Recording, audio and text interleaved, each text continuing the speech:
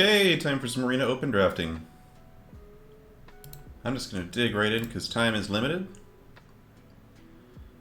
Some people should show up in chat eventually, but let's kick things off in the meantime.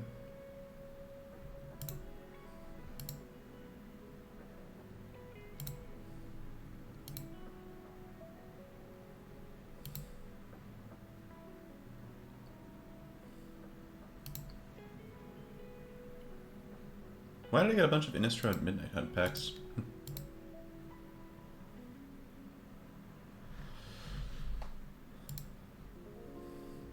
No, possibly? Nah. Alright.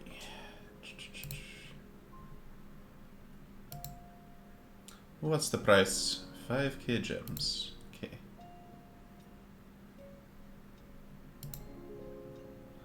So for 2 runs I'm gonna need... Let's just load up.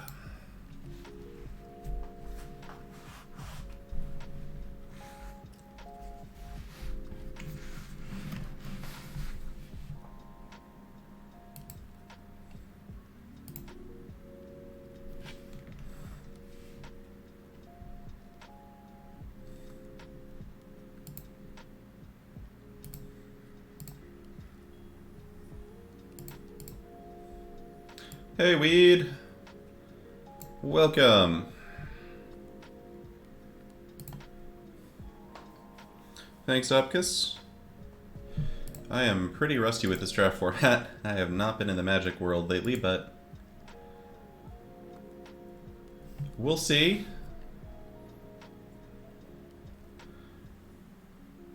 I've got my Good Luck Hal and Elena avatar. Let's see if we can open these folks. No, we did not, but Concealing Curtains seems pretty good. Honestly, Cigar's Imprisonment is probably pretty close to the Curtains, but this is just great tempo, and I love black in this format, like everybody else does. So, pretty easy. Curtains. Not a bomb by any means, but it is good at getting rid of your opponent's bombs before they can play them.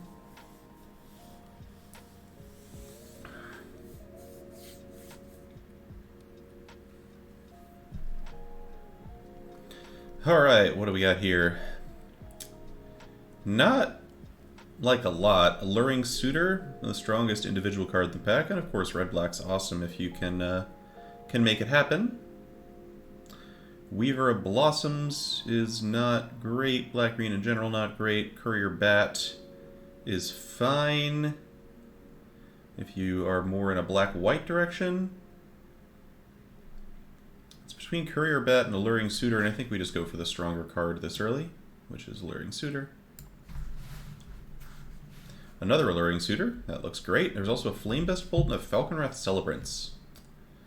Let's pull up good old 17 lands and see what 17 lands would say about this pick. I kind of think it's supposed to be Celebrants, but I wonder.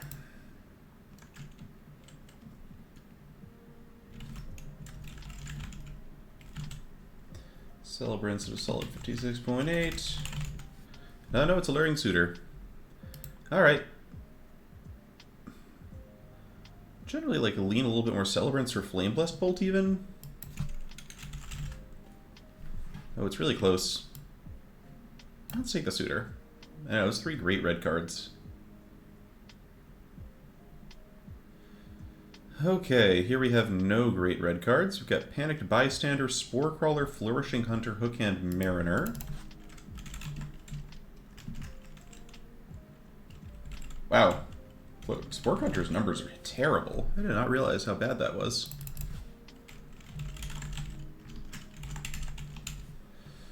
Probably supposed to be Flourishing Hunter here over Grisly Ritual. Black does not look super open. There's Panic Bystander, but in red-white this card is not very good.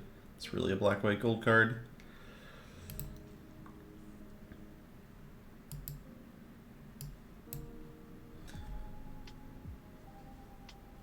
I can imagine the Hookhand Mariner maybe being a bit better since they've got these 2 suitors that actually want to be attacking early. Okay, well now we're back to a really good black card in Parasitic Grasp, which I think is what I'm going to take here. Fierce Retribution's fine, but puts this into a fourth color for no good reason. Desperate Farmer is much worse than Grasp. Hungry Ridgewolf is good in green-red, but this card being here this late seems like a pretty good signal, along with another good black common in the Farmer. Yeah, we could do Golgari Beef Mestastic. That deck is not very good most of the time, but if that's where the good cards are, you mostly in this format just want to follow where the good cards are. Honeymoon Hearse is really bad. Blood Fountain's okay. Wedding Invitation is supposedly okay, although I have not done much with it. Wow, Wedding Invitation actually has a very solid win rate in these games where people draw it, huh? Probably because it's mostly played in red-black. I still kind of think I'd rather have Blood Fountain. Is this card just messed up or something? Maybe this card's just messed up.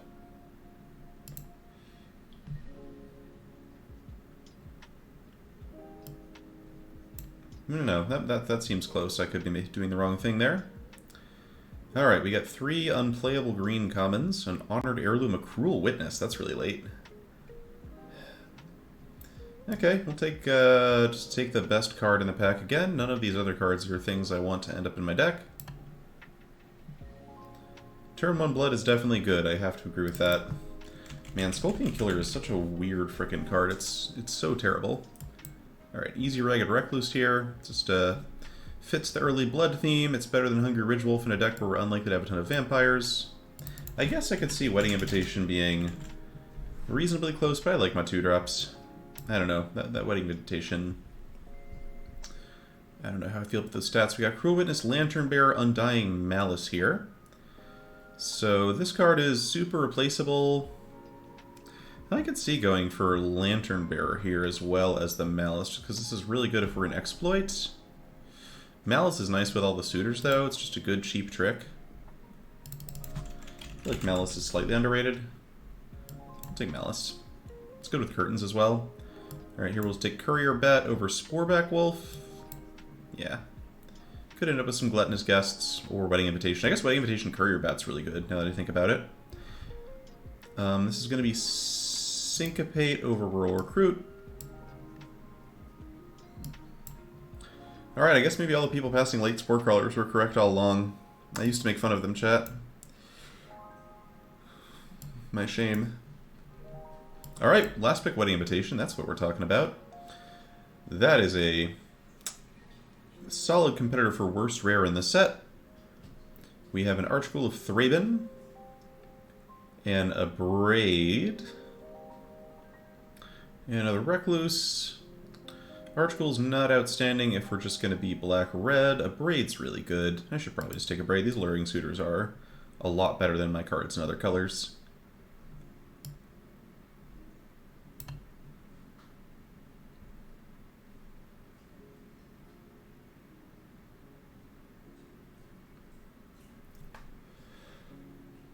Feels weird to end up in just the best color combination. It seems like everyone else should be going for that too, but yeah, Clarm, that's how I feel as well. Sneaky good. Alright, that's Astencia Uprising. That card's a bomb. Let's see where this one stands as far as win rate goes. Yep, 60.7% game draw win rate. Definitely better than Running Flame. This card is, many of you have probably played against this one by now because it's just a rare, but yeah, really good pack for everybody, by the way. Except for blue, of course. But yeah, the way this card works is you just generally make 4 1/1s with it, and then you kill a huge creature, or you burn your opponent to death. Really tough to beat. Alright, we got Diregraph Scavenger, Pointed Discussion, and Restless Bloodseeker. Bloodseeker is better in black-white than red-black. It's of course fine in red-black, but not that exciting. Edgar's Awakening is here as well, I guess. Kind of a powerful pack. I think it's between Scavenger and Discussion for me. Probably leaning Discussion, although Scavenger is really strong too.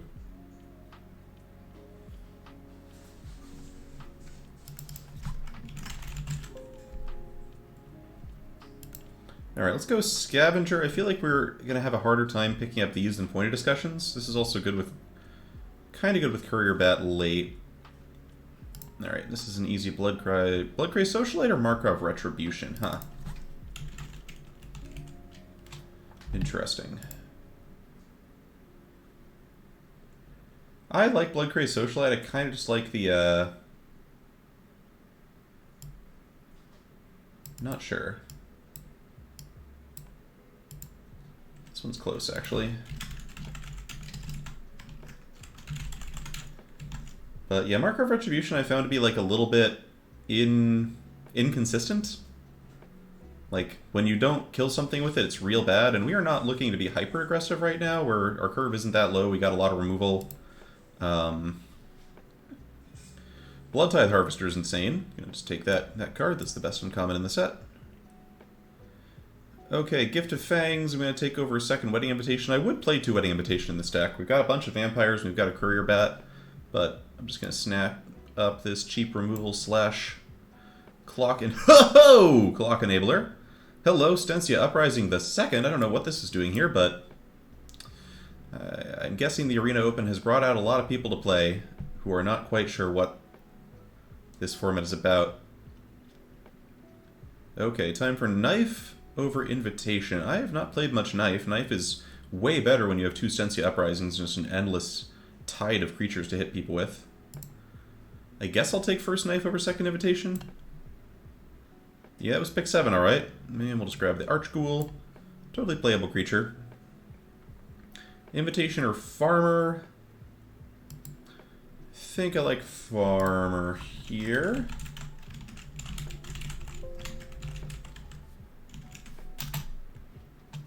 Or do I like second Invitation?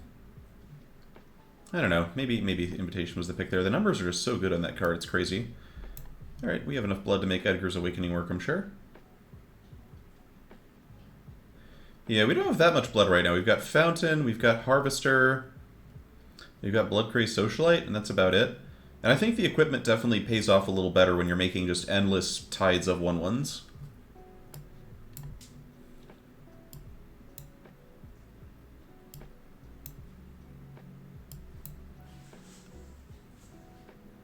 Yeah, it's a super solid draft deck, though. I'm really happy with where we're at, and just the overall overall card quality of what I expect to get. That was another Wedding Invitation, by the way.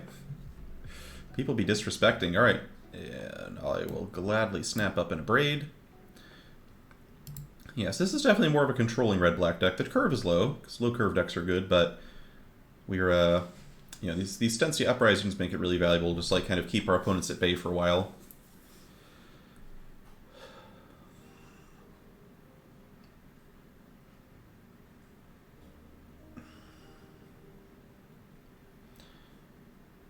Would love a Bleed Dry or a Hero's Downfall to really kind of round out the deck at this point. We're a little short of ways to kill stuff that is big, although Stensia Uprising can fit the bill in a pinch.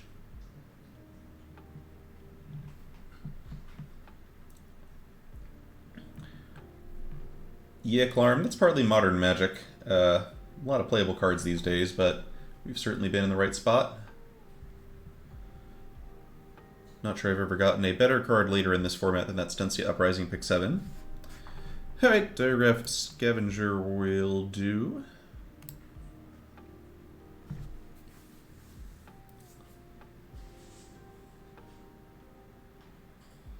A whole lot of poop here. Somebody's getting good blue rares this pack. Undying Malice is not super exciting. What's our creature count at right now? It's not great. It's 12. I'll just take Fearful Villager. It's like better than Daybreak Combatants, I'm pretty sure. And I don't really want to take a second Undying Malice right now. I guess the creature count is also affected by the Stensia Uprisings, so hopefully we won't play this. It's not great. Okay, I like Doomed Dissenter more than Fearful Villager. Groom's Finery just is not... Obviously, with 2 Stensia Uprising, this gets a little bit upgraded, but I still think we just want the good 2-drop. Take another Recluse. Yeah, maybe you're right, Clarm. I'm, kind of just depends on where you are on the spectrum of, like, middling deck to, like, pretty solid deck. Okay, another Farmer over the Wolf. Alright, Gift of Fangs or a second Edgar's Awakening. Currently we only have one. Yeah, we have almost no blood sources here, so really not going to be looking to do the Awakening. I think that card's just much, much better when you can reliably cast it off of blood. Use it off of blood. Let's take another cheap removal spell.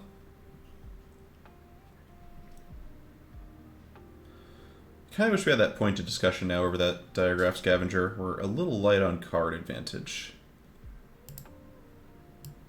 Rot-Tide Gargantua is really good with Stensia Uprisings.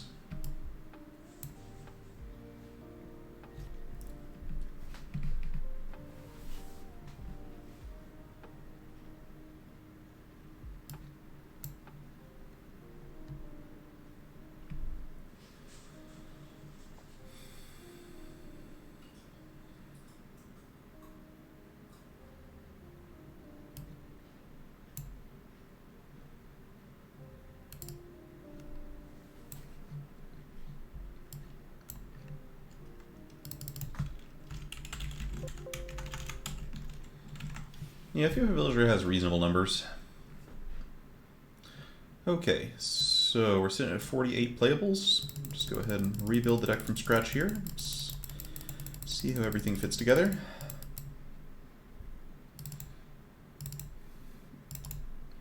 Oh, isn't that a pretty picture, chat?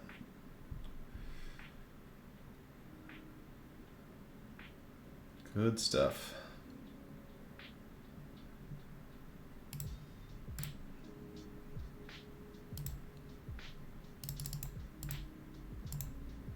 A little heavy on 4s, but I don't think we can cut any of these.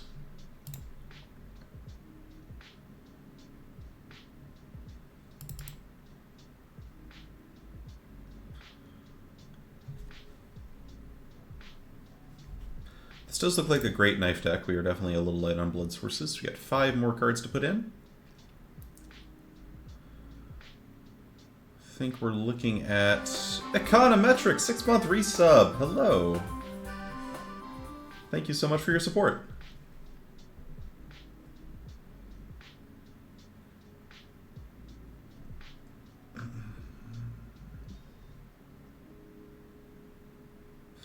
Alright, 5 more cards. First winning invitation. Are we doing Courier Bat? That's a question. Yeah, this card's just generally fine. Ain't nothing wrong with a 2/2 flyer on turn 3. And we could...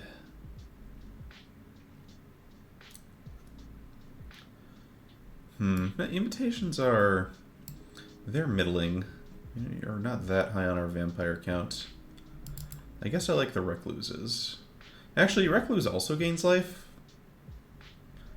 Let's run Courier Bat, let's run Desperate Farmer, and the question is, am I running this or am I running...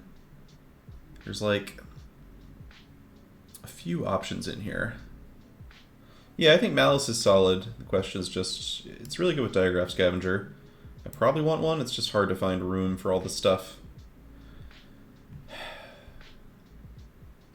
It's a deck that could honestly really benefit from having a sideboard because he's Gifts of Fangs.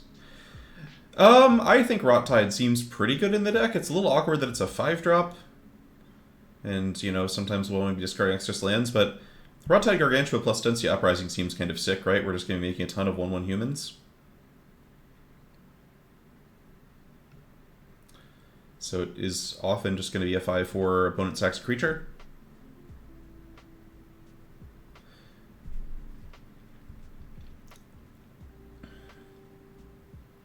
But it's not insane to think about cutting it. Could also just be Wedding Invite. If we've got double Recluse, we've got a Desperate Farmer for a little bit of life gain already.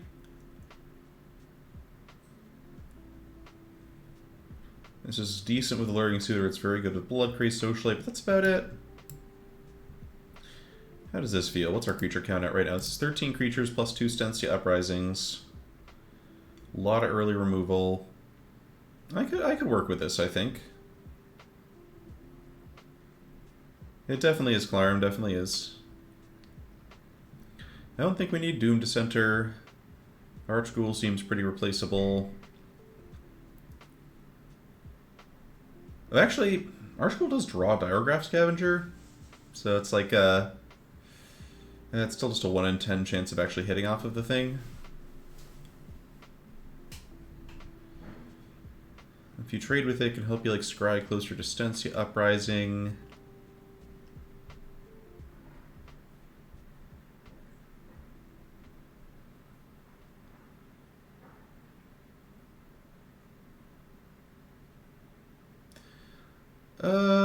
Archgold might be better than Courier Bat, maybe. Yeah, how often realistically? Let's see if we get something back with this, like a third of the time. It seems kind of realistic if we're saving it. I think I like Bat a little bit more. I think we're going to be drawing a card if it's a decent amount of time. You're not going to be like playing Scavenger and Courier Bat in the same turn too often, but we also have the like Scavenger plus Undying Malice to get it back, gain life, and then play the Courier Bat. I'm going to run with this for now, I think. Now the question is, we have a bunch of double red cards. I think we still want to be going with a 9-8 split here because our early game is so dependent on hitting black mana. And we do have a lot of blood to help us filter. Yeah, the colors are like a little too imba for me to want to go 8-9. Alright, let's just play this. I do have a pretty hard stop close to noon, so we're going to try to get through these quickly. Hopefully just get our 7 wins and be on our way.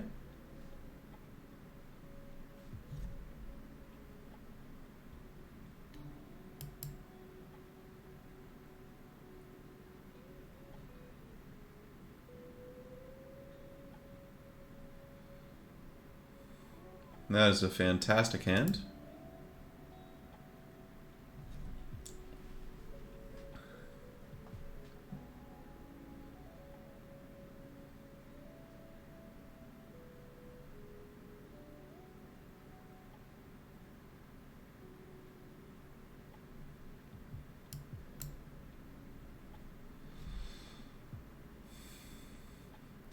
Red-black mirror, and they've got the Voldaren Bloodcaster.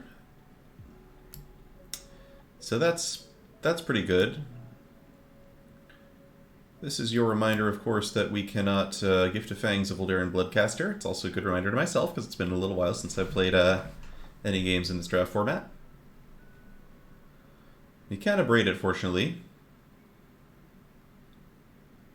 So this isn't too bad, but it's a great card for sure. Okay, now this is interesting. I think the play is going to be just Recluse and to discard the land here to flip the Recluse over. We've got plenty of other lands. We mostly need a second red for Stensia Uprising, and getting this thing gaining life is nice.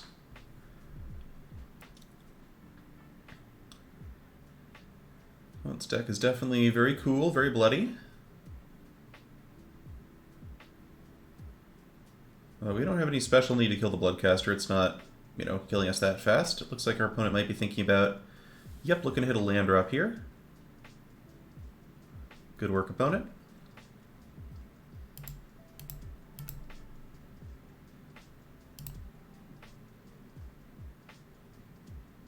And discarding our 4th land, hurting us like a little bit here, but we got plenty of decent plays. We got Undying Malice here, maybe? No, just trading then for another blood token to keep filtering. Okay. Let's just go ahead and drop Alluring Suitor. The mana off of this could help me cast Stensia Uprising next turn, which would be super good. And we also might just be able to ignore this Bloodcaster. It's not great on defense. Opponent discarding a Vampire's Vengeance. Yep. Alright, Gluttonous Guest. Now that card's pretty good on defense. But it seems like I wouldn't be surprised if they tried to like hold back to double block here. Nope. Okay.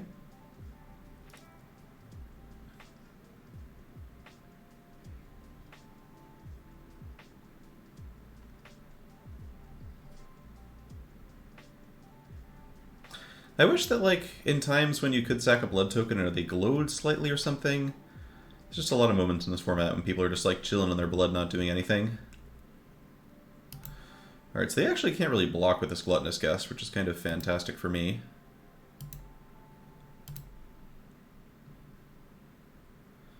And we're going to jam Stensia Uprising this turn.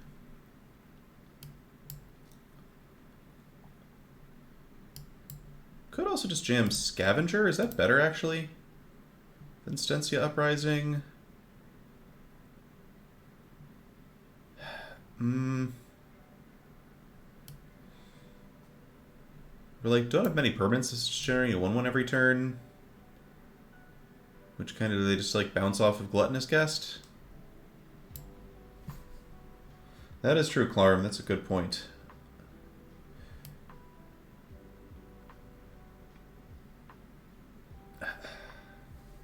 I guess it's just Uprising.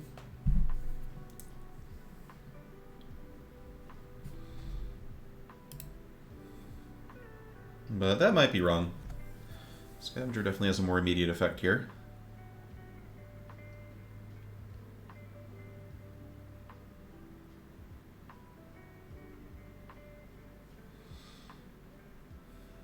Okay, going down to 11 there. You love to see it. Alright, this Gift of Fangs is going to be going on Deadly Dancer soon at this rate. Another Mountain's really good, though. Okay, so I get to go ahead and do my attacks. Play the Mountain here to make them have to think about the Dancer's ability.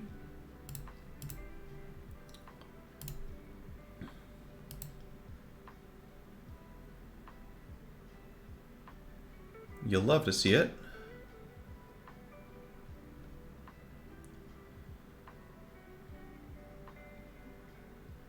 The question is, do we just let the trade happen? I could abrade the guest and double trade, or I could just abrade the celebrant and bounce off.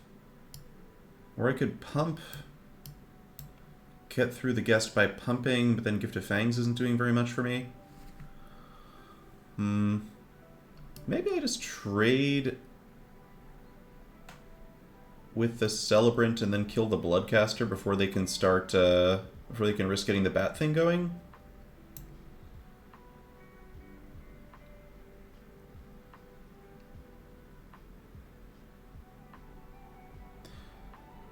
Actually, let's do this. Kill the Bloodcaster now, deprive them of another blood token off the Celebrant. This trade is fine, whatever. And I'm going to go ahead and just slap down Gift of Fangs on the Deadly Dancer. Like, yeah, it's a little embarrassing if they have a Bleed Dry or whatever, but it gets Deadly Dancer out of range of some of the kill spells in the format.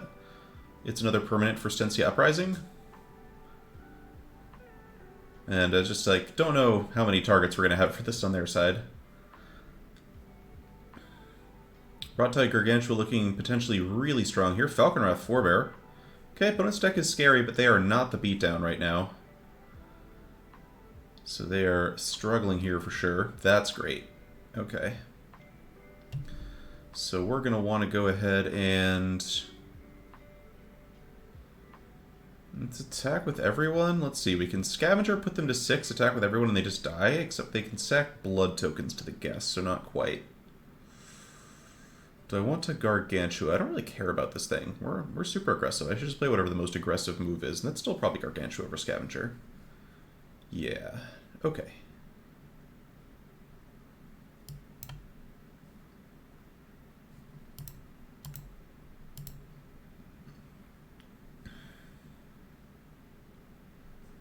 We could pump the Dancer and the token, but that's not going to kill them, because they can sack blood tokens to gain life. So I'm just going to focus on jamming another big creature.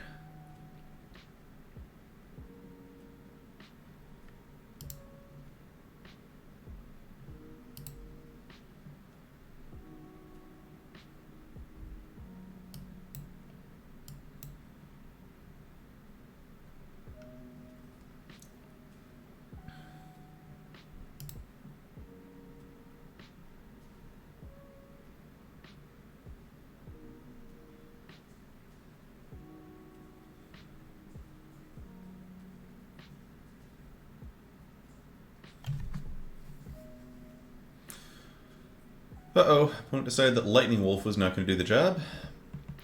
Ooh, opponent's card quality is a little lower than what we've got here. And Harvester's cool, but it also means they can't gain any more life because they have nothing to discard. So it's not looking great for them, is it now?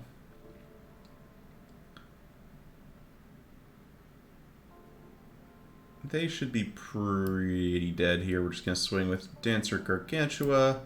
We got 10 permanents, so I can't quite... If I had one more land, I could play anything and kill them with Stensia Uprising. If I had like one cheaper permanent, I could play things and kill them with Stensia Uprising, but we're a little off of that.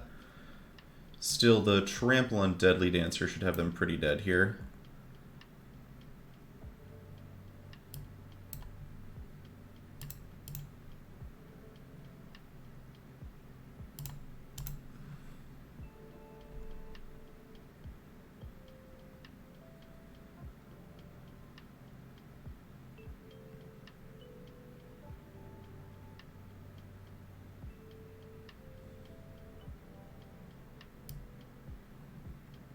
Alright, let's jam Scavenger here. I think we just jam Scavenger here and that's fine. Maybe I was supposed to just attack all there, but... yeah, attack all probably just had them dead guaranteed, but it's fine. They're also dead guaranteed by just me doing this.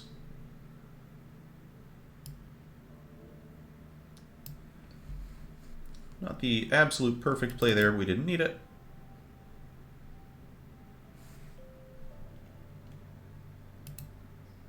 And let's get the record command going.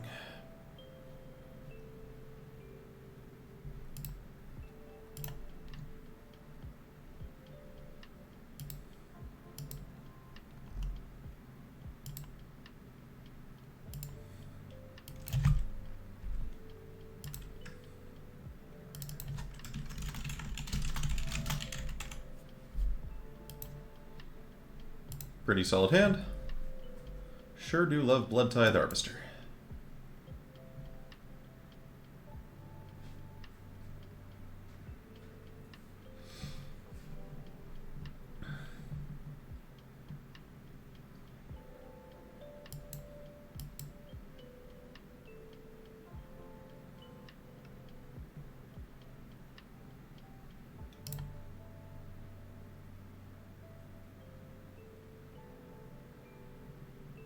Binding Geist is decent. Ooh, Ceremonial Knife is a perfect card to curve out with.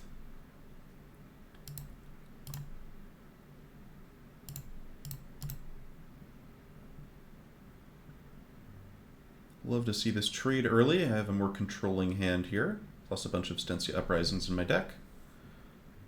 Diagraph Scavenger lets me get rid of Binding Geist. Ballista Watcher is definitely scary. But we'll cross that bridge later.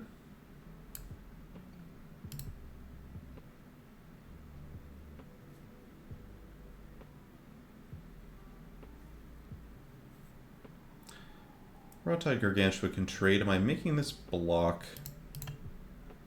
I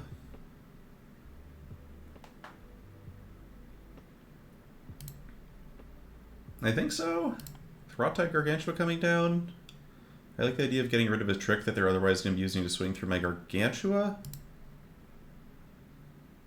Oh god. Alright, punt me. I literally forgot what Ballista Watcher does, now it just flips over. God, that was just an onboard trick, chat. That was just an onboard trick. That's horrible. Oh, I'm so stupid. Oh, chat. I have not played this format in like 2 weeks, and I do not remember what this uncommon does. Alright, still recoverable, but alright, not nearly as recoverable now. It's plausible that we were just going to be dying to Dream Shackle Geist here anyway, to be fair. That card's really spectacular. Alright, Ragged Recluse is not terrible. Let's see what we can find off of this. Cheap removal, maybe? A Braid, okay. That is exactly what the doctor ordered, actually. So am I killing the Geist or the Ballista Watcher here? I think it's gotta be Geist. I think this card just like messes with our combat way too much.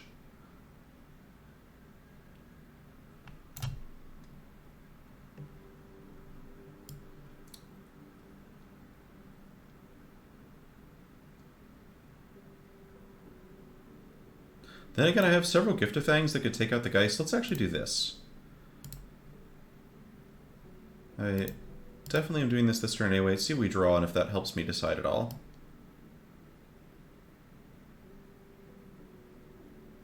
Okay.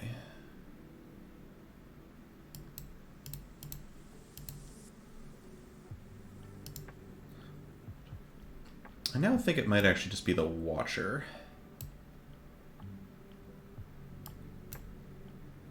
Yeah, gosh, that punt is going to matter, I think.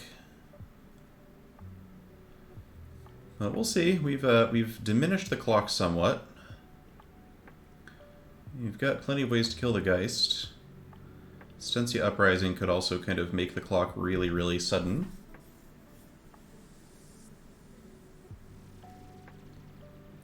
Sanguine Statuette. Okay, that's really aggressive. We can block the Celebrant now, though. Unless they tap us all the way down. Ooh, Lantern Bearer is really good. Alright, opponent's got a really solid deck here. Oh, interesting. Okay, well, I have to do this. And then we're just going to be looking for Gift of Fangs, take out the Geist, try to recover from there. Desperate Farmer. No, that one does not do it, unfortunately. We're just dead in the air. Okay, punt. Punt could easily have mattered, although unclear. They had a lot of flyers. Dream Shackle Geist is pretty good. Guess we could have killed the Geist. We also had the choice to kill the Geist instead of the Ballista thingy, and maybe that would have been better. Like, kill the Geist, just hold back, block the Ballista thingy, try to make it up on control. Anyway, not at all a cleanly played game, but hey. That's what happens. It is good to see at least that practice is rewarded. And that lack of practice is punished. That's ideally how a good game should go.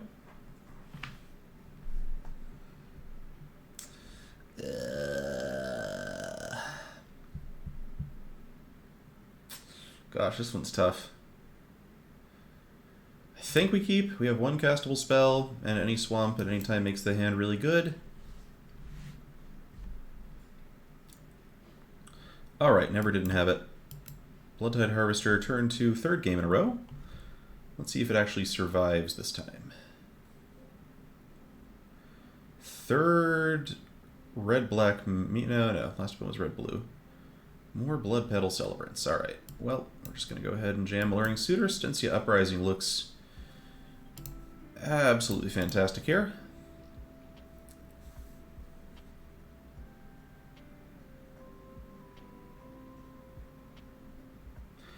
Yeah, Proton, I still think that having more ways in my deck to kill the Geist probably was like a reasonable reason to lean in the direction of Ballista Watcher. Not to mention Ballista Watcher having like significant risk of just burning me out in the late game.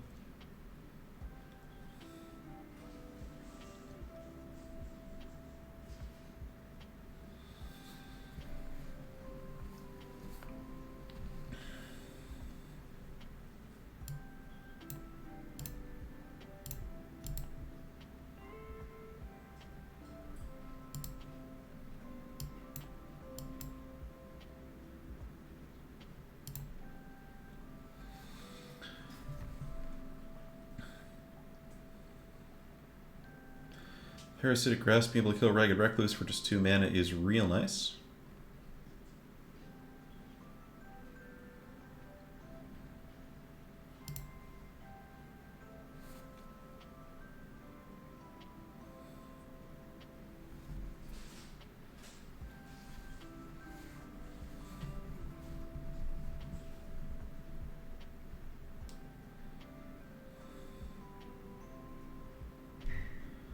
Rottide Gargantua, Stensia Uprising also looking really good here. Looking less good now that they have the Doom Dissenter.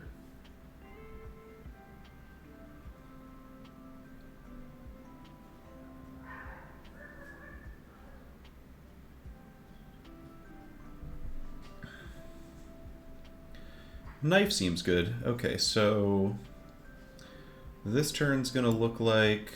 Yeah, we got everything mapped out here. They've got some kind of removal spell, maybe. Smells like it could be a Braid. So I think what we do here is we just slap the knife on the human. Swing in, offer the double block if they let me do this, which was nice of them. Good. If they decide to take the double block, we Parasitic Grasp the Recluse.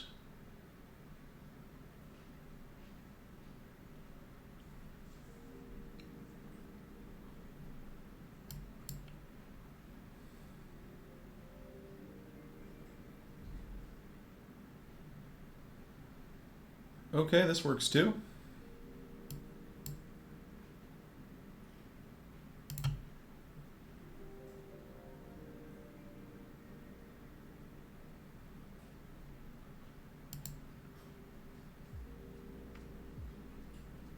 Oh, yeah. Oh, yeah. Oh, yeah. Not in a braid, that's too bad.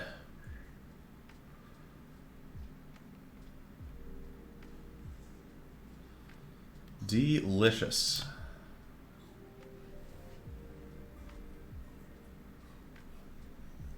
A little sad we had to play out the fourth mountain there with all this blood and the double black card in hand, but I think we'll be pretty okay.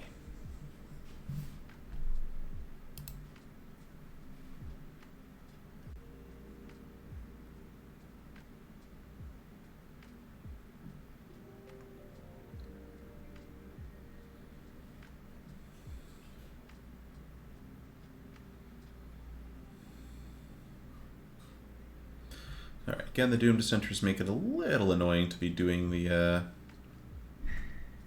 stuff we're doing. Let's, so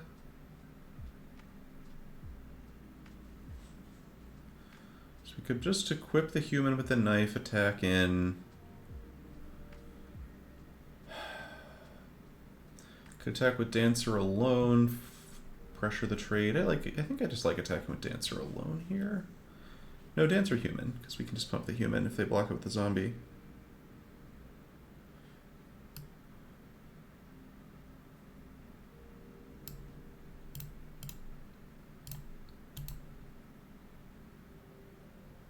Which makes me think they're going to do the double block instead. So that's totally fine.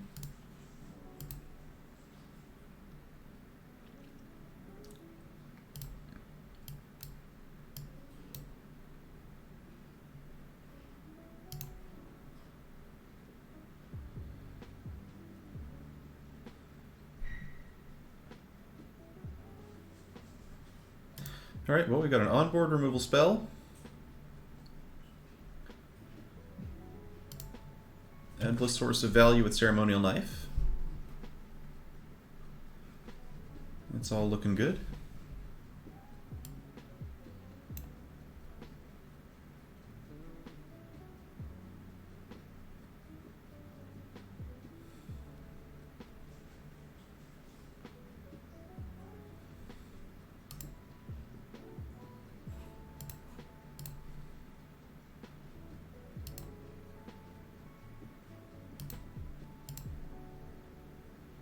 Yeah, the knife is just so rock solid here. I certainly did not appreciate this card enough. Me, of all people, not appreciating equipment enough is very silly. But that is exactly what I was guilty of.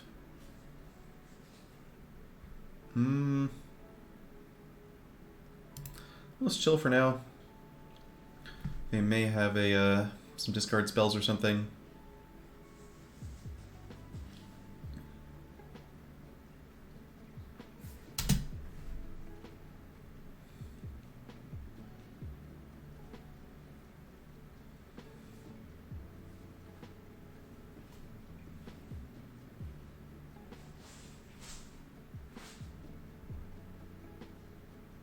Anybody have an idea where this pet comes from? Don't know if I've seen this one before.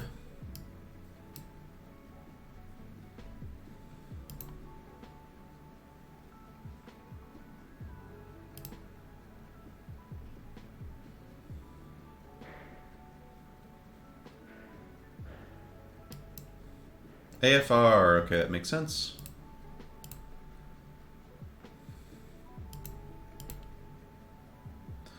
Blood Fountain is absolutely spectacular here. What do I got in the graveyard? Rot-Tide Alluring Suitor, I like all those things. Is there a world where I want to recycle Blood Tithe Harvester instead, so I should just use this to kill something now? Nah, I think Suitor Gargantua seem like good cards to get back, and just burning this removal spell when we don't need it seems bad.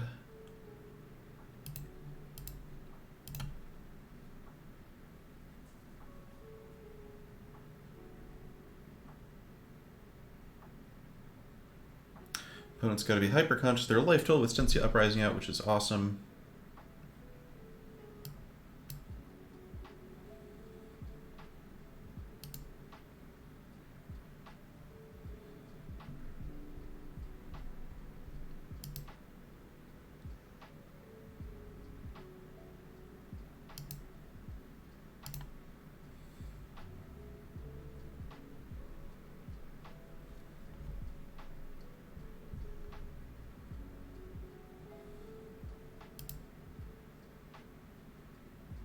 Eventually we're going to play against somebody's deck when they don't have blood tokens, and it's going to be awesome. Alright, Falconwrath Celebrants I don't care about. That one dies to Blood Tithe Harvester. Glad we didn't choose to throw that one away.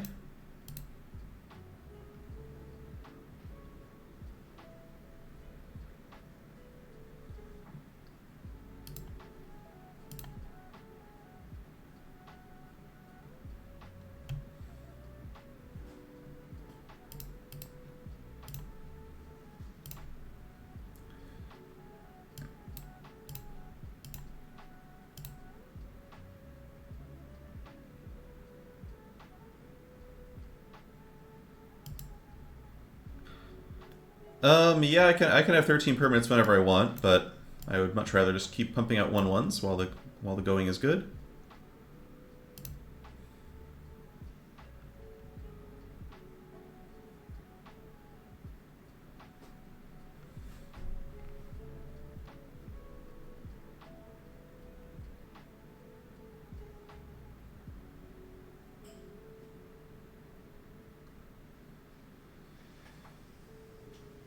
Who left?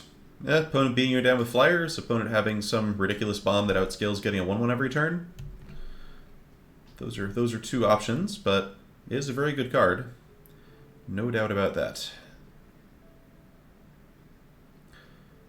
Okay, so we can attack with Gargantua, basically force the chump block.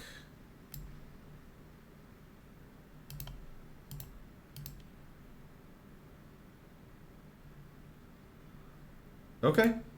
Opponent is happy to die, then, it would seem. There shouldn't really be a good way for them to gain life at instant speed here. Vampire's Kiss is a sorcery. So we gotta get rid of some permanents. That's alright.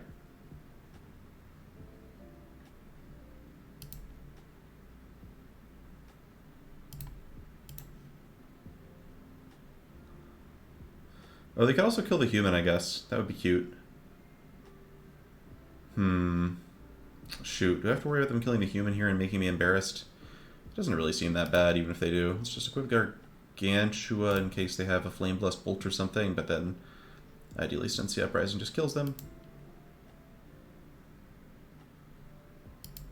Cool. Alright. That was very easy because we drew a very good rare and cast it on the appropriate turn.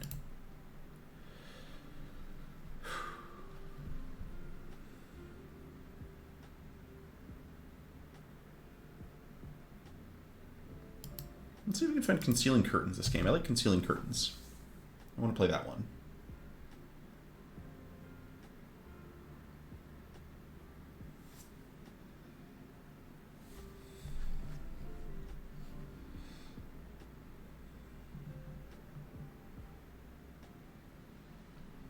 Hey! Lovely. Lovely.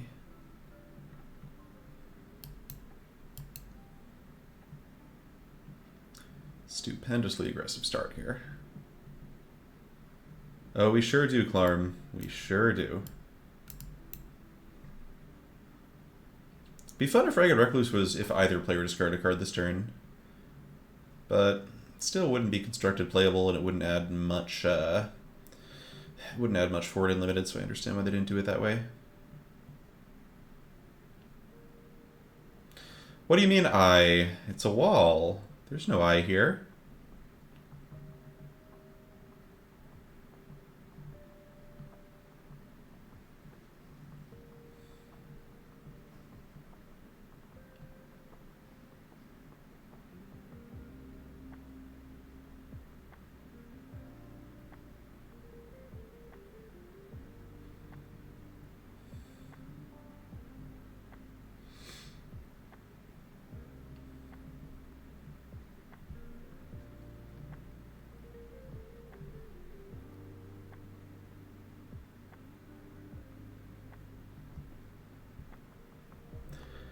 Alright, what's it gonna be, Starmind?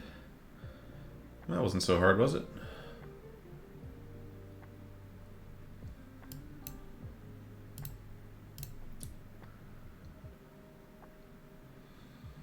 Okay, what have we here?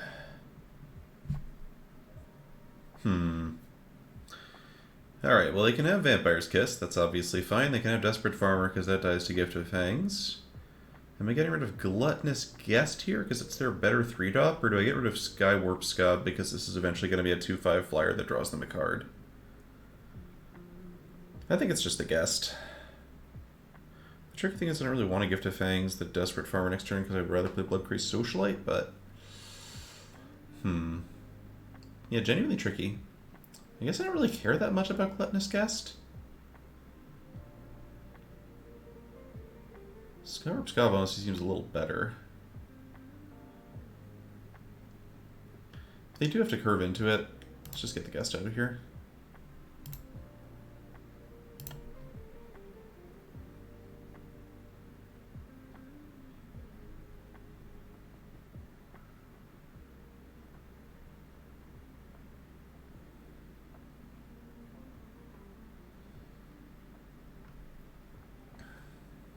Ooh, Scavenger's nice.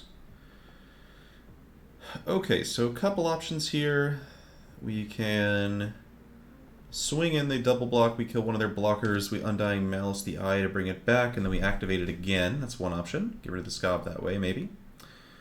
We could also just play Bloodcraze Socialite and pass. We could swing with both creatures. No, we think we have to Gift of Fangs as pre-combat, actually. Or I could Gift of Fangs at pre-combat if they block. Yeah, I actually think this just looks like Bloodcraze Socialite pass this turn.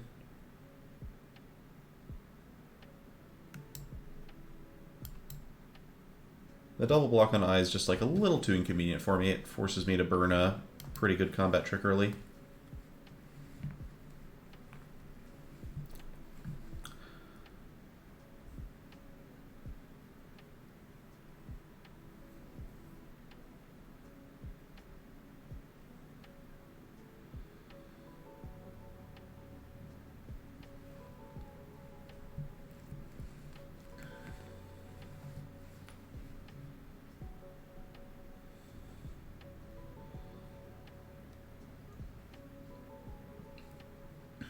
Okay, they missed a land drop. That's cool. Let's see about killing this farmer now. This gets around Syncopate, gets around the 3-mana blood counter, gets around Geistlight Snare. They have something else that could save this. If they had a way to sack Mind Leech School at instant speed, that could save the farmer, but I don't think they do. Wash away. Okay, that is a generalized answer for sure.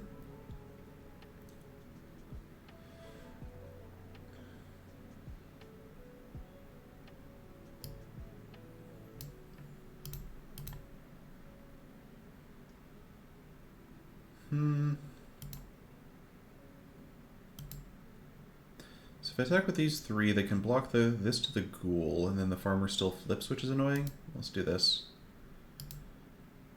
Not going to sack the blood token, because I'm perfectly happy to trade this for farmer, play Undying Malice, and get another blood token.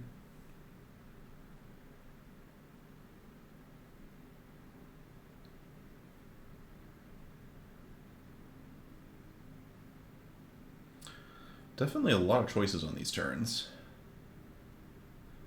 This also works.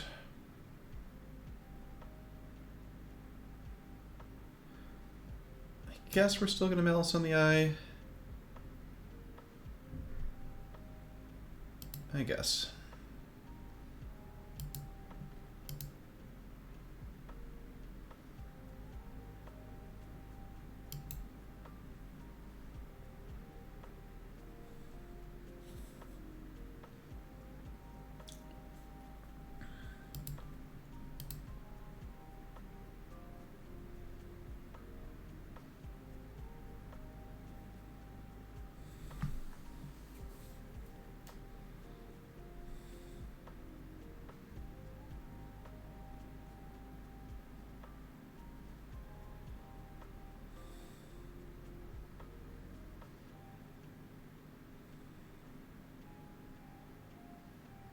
Okay.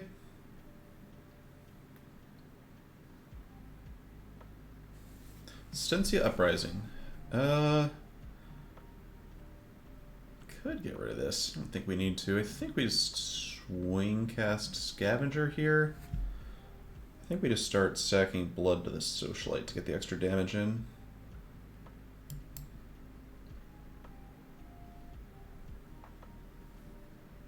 I have a bounce spell, maybe?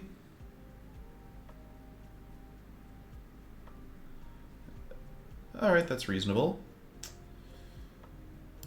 Can't kill the ghoul in response. Wouldn't have mattered anyway. Alright, I'll say no attacks.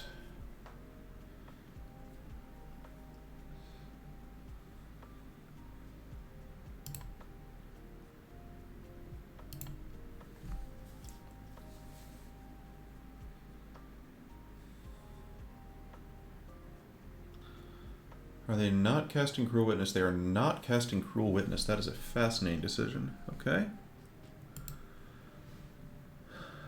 Well, here I come. Possibly saving some kind of removal spell that can stop curtains when it flips? I don't really know what's going on.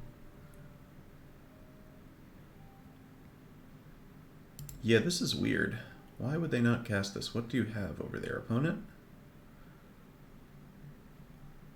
I mean, it could be a counterspell, but I think it's... I feel like it's probably something interactive. There's no way they just hold up a counterspell here, right? I mean, if they do have one, then I guess good job. You got my Stensia Uprising. Oh, okay. That's... Alright, that's reasonable. That's reasonable. It was an expensive counterspell that could come down to kill some of my stuff. Do I kill this now? Yeah, I think I just kill this now, honestly.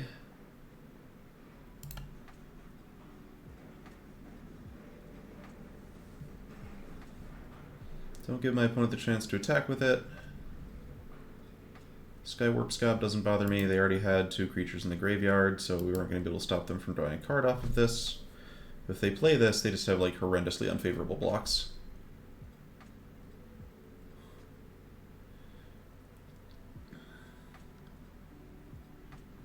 Scavenger is also lovely, but let's just flip this over and deal some damage.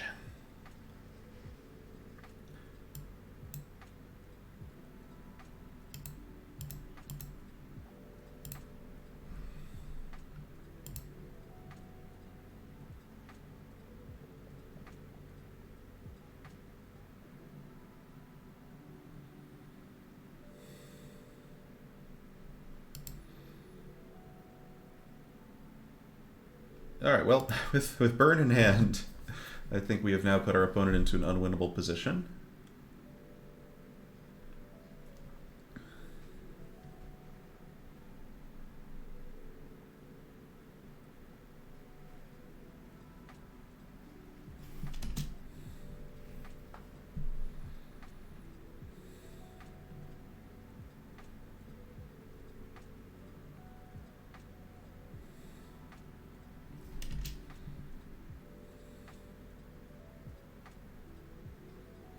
This still does not keep them alive, but that's the thought that counts.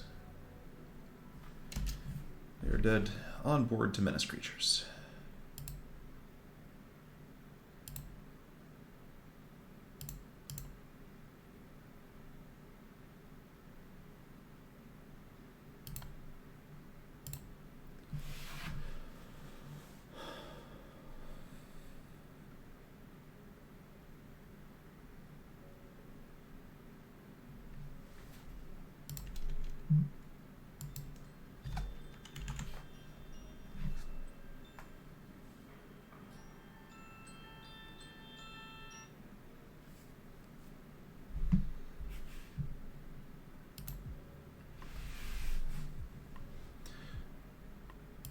Okay, yeah, this deck is really good. Still a little unclear if we could have won that second game, but I feel good about our chances for the rest of the draft. Although at some point we're not going to be able to just jam our... At some point we'll have a hand that's a little clumsier than the ones we've been drawing.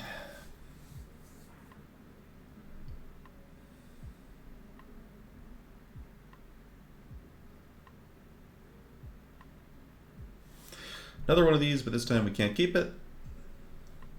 Definitely glad we're on 9 swamps.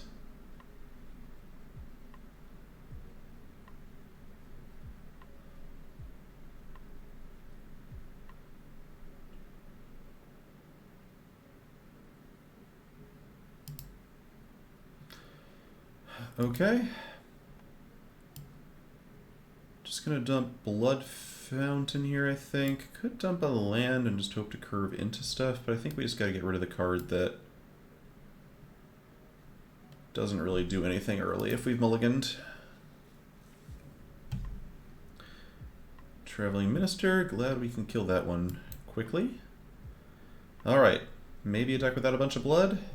Oh, deck without a bunch of blood, you love to see it. Let's grind him down. Ooh, fancy, fancy. Okay. Very interesting. Alright, I think we just chill here. Traveling Minister's good, but there's still, you know, a chance they just play a 3-drop human. I'd rather kill Mountain. Alright. Maybe they have some blood.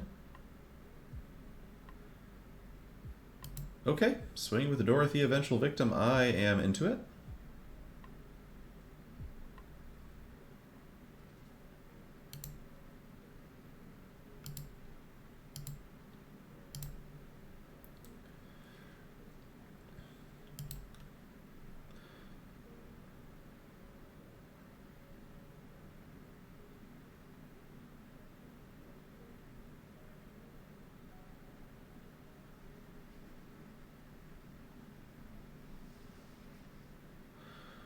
Brinecomer. Okay.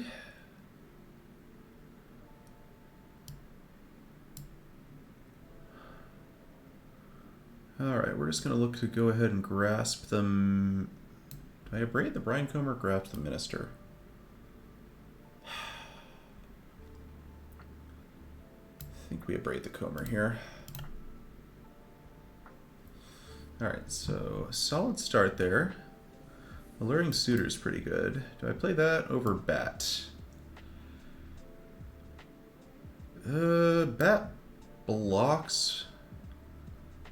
But I kind of want them. I would love for them to play out the Dorothea Aura here, so I think I want to tempt them to do that, actually.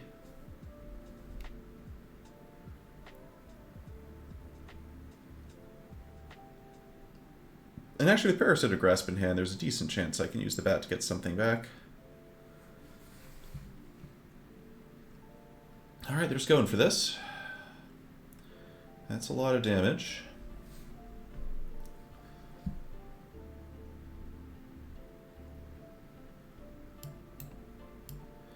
Alright, I think we just have to grasp that thing. Could play Courier Bat and try to block it. That seems like it puts us a little too low on life.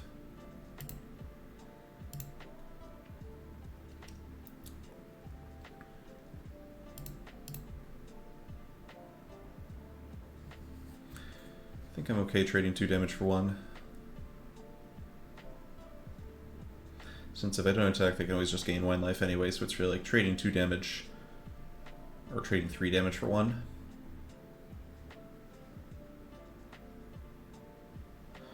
Alright, opponent's got a cool little deck here. I'm really curious about what it is they're splashing. Diarrhea Scavenger is phenomenal.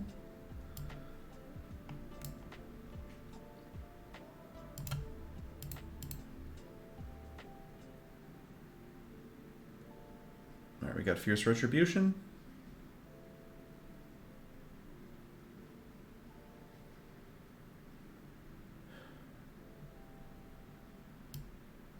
Not going to play out this land just yet. Because if I draw a mountain next turn, I'm going to want to have the mountain be my land play, and then this be the thing I discarded the blood token, so I can play Sensia Uprising. Racing 2 Lantern Bearers is still... Oh! Wow. Alright, Racing 2 Lantern Bearers just got much harder. Alright, opponent's really getting us here. Not sure what I'm supposed to do about that. Yikes. Well, can't block, so we attack.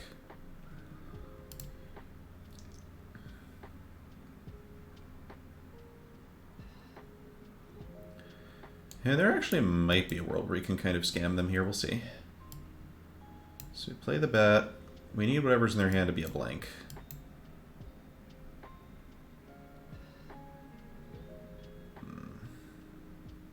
Weed magic, you don't lose the mana. Nope. Alright. That'll do. Alright, really, really good deck they had there. I don't know what the mountain was for, but they didn't need it. Don't know that we could have done anything differently. I mean, we used our removal spells, I think, fairly efficiently. But, we're just, like, a little too slow, and... I mean, I think the thing I could have done there would have been to kill Traveling Minister earlier.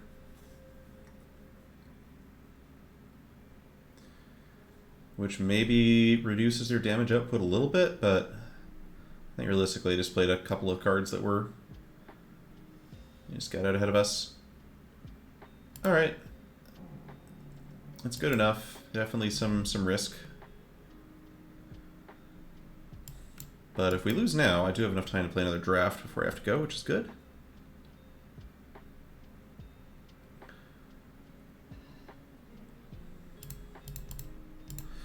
Okay, well, being Stensia Uprising flooded is certainly a way to go.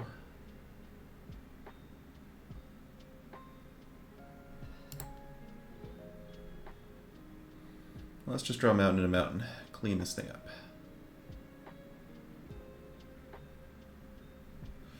Yikes! Alright.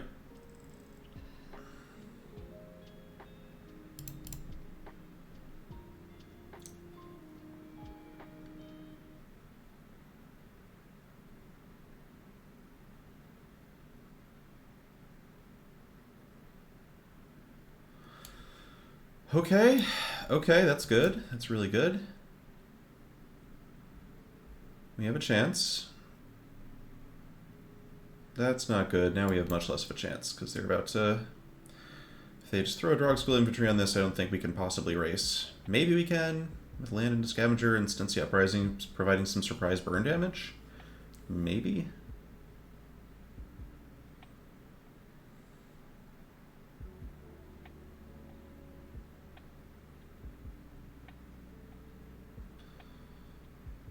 Okay. Ooh, that makes the whole racing idea much less plausible. And dead. Okay. Alright, on to the next draft.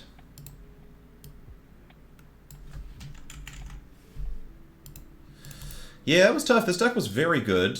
I don't think we could have, we didn't play optimally, but I don't think we could have won any of the games we lost. We just had one mulligan against an opponent who had a very good curve out. One game with no lands, and that's all it really takes. Alright, well. Yeah, I don't really have any complaints about the deck. The deck was like an 8 or a 9 out of 10. Just see if we get a little luckier this time.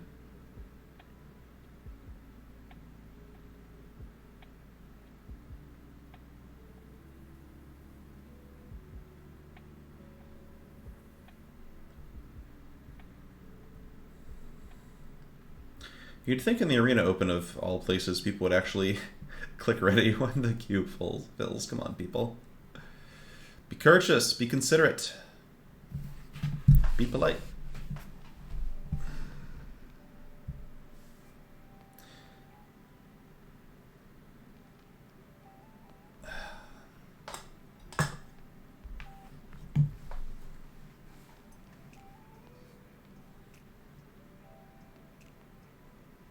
Sag.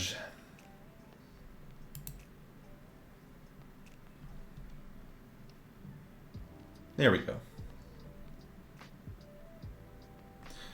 Okay, well, we opened a bomb. This card is really, really good. I'm gonna suit up and try this again.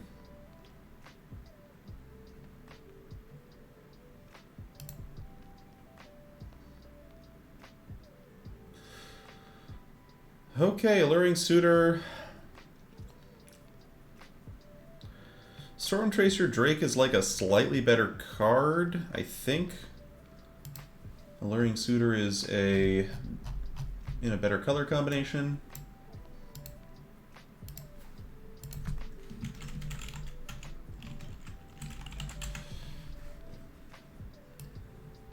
Oh, Minister is also a possibility. Do I want to go Minister or Suitor? Minister is like messed up. And like red-black is... red-black is just a little stronger here. Well, Pedro Hagster, if we had solved the format, we would have won the last draft. Mistastic, we just died a Mana Screw.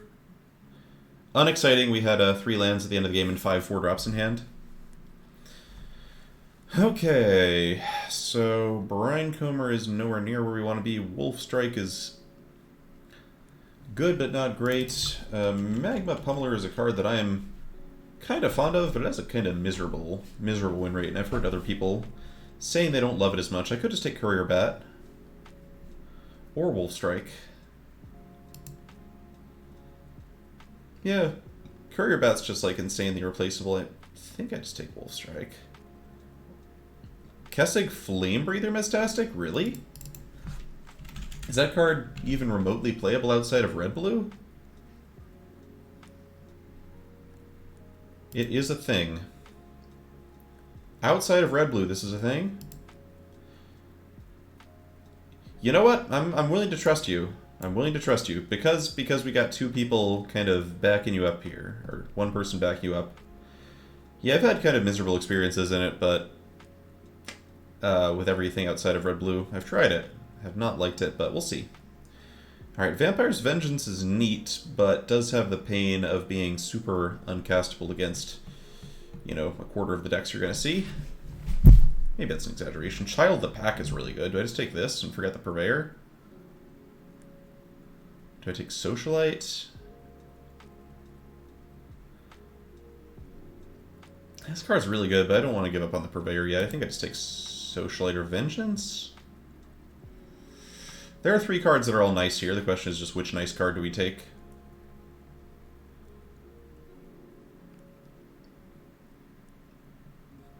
I think I just Socialite, but I could see any of those 3 cards being correct. Alright, black and green both seem open. And we take Child of the Pack, we'd go Flourishing Hunter here. Here we've got Grisly Ritual. Stalker is a meh card. Flourishing Hunter is a really good card, though. Still, here we're just going to take, I think, Courier Bat is something I'm interested in over the first of either of these. When you're taking these early, it's nice. You can kind of start setting them up by prioritizing cards like Gluttonous Guest a bit higher.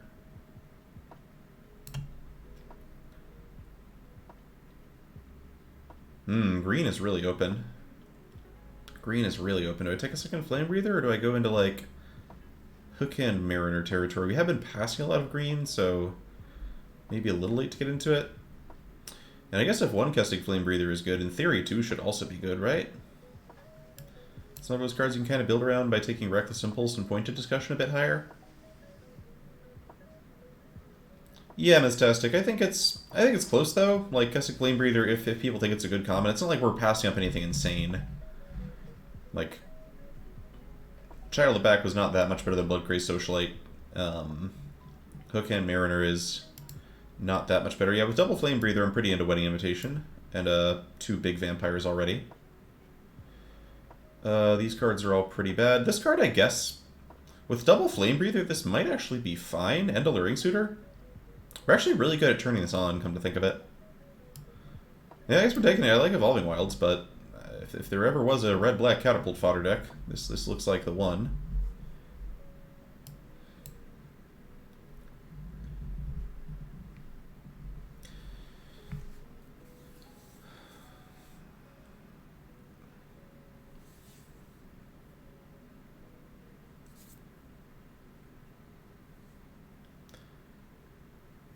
Yeah, Mistastic. I've seen Skulking. I've played Skulking Killer a couple of times, and I've seen it go exactly twice. Unfortunately, both of those times were against me. Markov Retribution. Or just another Wedding Invitation with double Flame Breather. And the Courier Bat. I think I'm into Wedding Invitation? Is that insane? Yeah, I don't know. We can meme a little bit. If I fail out here, we can always... Alright, now is it Ceremonial Knife or a second bat? I kind of love second bat if we're just going to go for like red-black life gain. Not to mention that it's just an evasive threat that works well with casting Flame Breather. Knife triggers off Breather. I mean, yes, Breather reads that Knife deals 1 damage when it comes into play. Oh, you mean you get the blood tokens off of the Breather. That's interesting, yeah. I personally don't think Bat is bad at all. I think Bat is great. I will stand up for Courier Bat. A 2/2 flyer that just gets something back. Ho-ho-ho! Okay. That'll work. That'll work. Easy, easy, easy, easy. This 2 try. Yes, this is try 2. Well, this deck is looking even better than the last one. Cerzium! 20 months of resubscription. Thank you for being one of the absolute longest running folks on the entire stream. As always, I appreciate your support. Alright, Diagraph Scavenger over Gift of Fangs. Easy. Burn. Yes, Mistastic, this is true. A lot of the best commons are 4-drops. So we have a couple of 4-drop bomb rares, but I think we'll be able to navigate the curve well enough. We'll mostly just try to avoid too many games like the one that ended our last run. I've definitely played 18 land and blood decks before and think it's a reasonable thing to do. Alright. Chandra Dressed to Kill is a cool card, but it's really not very good, I don't think. I think this is just a Flame Blessed Bolt. Definitely not Chandra Weed, unfortunately. We are... If we were somehow drafting a mono-red deck, maybe. But Flame Blessed Bolt is much better than Chandra. It's not close. Alright, do I take my 5th 4-drop or just take my Gift of Fangs? Your Gift of Fangs is definitely a lesser card than Scavenger, but we are looking pretty heavy in the 4 slot already.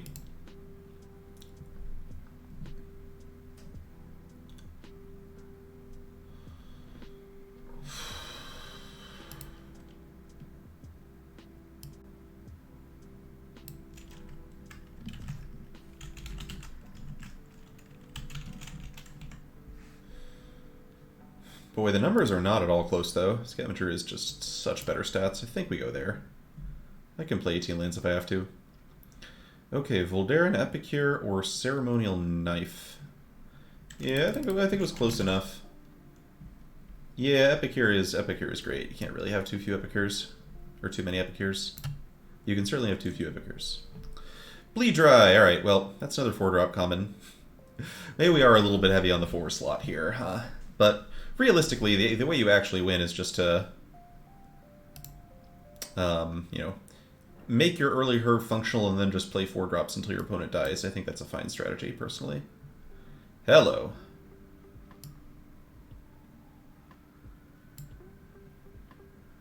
Gosh, this is suiting up to be pretty saucy. Alright, definitely don't need 3rd Courier Bat. I am going to take Reckless Impulse. Reckless Impulse, of course, a little awkward in a deck full of 4-drops, but still really nice to have that card advantage. Love Blood Fountain. Give me those cheap cards, please. Love Wedding Invitations. Yep, black seems to be very open. Geez, what does this deck even need at this point? It's looking so smooth at the moment.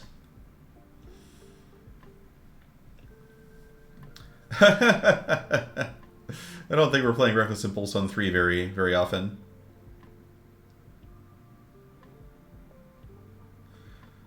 I think it's a late game refuel card. Alright.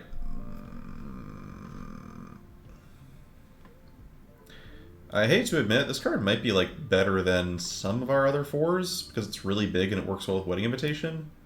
I think I'm more likely to play it than Aim for the Head, even if I'm very unlikely to play either. Oh yeah, Mistastic. I mean, you can play Reckless Impulse to hit land drops on 3. It's just not what you're hoping to do.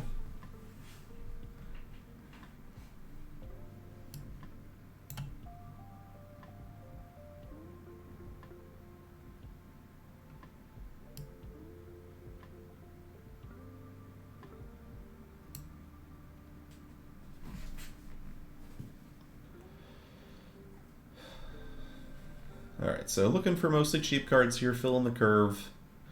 See if we can make the whole Flame Breather thing work. Okay. Alright, bunch of reasonable options here. I think I like Flame Blessed Bolt over Epicure. We're gonna wheel something out of this pack, which is great.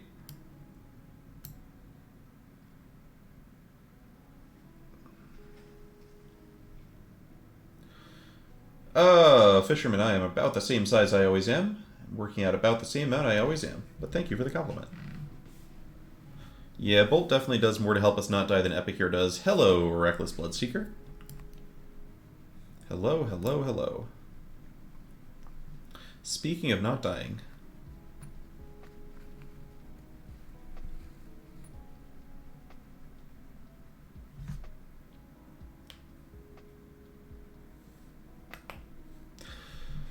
Oh, so this card is not...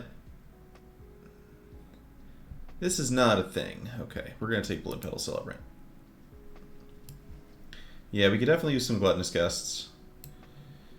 I guess so. We can play the card, you don't have to cast it, but it's like... I don't know, I just feel like our turn 2 is often going to be Wedding Invitation. I kind of want some cards to help us catch up. I just feel like we have a powerful enough late game. Yeah, it's an interesting card. I think if I were like casually drafting it, wasn't the open, I would snag it and see how it worked.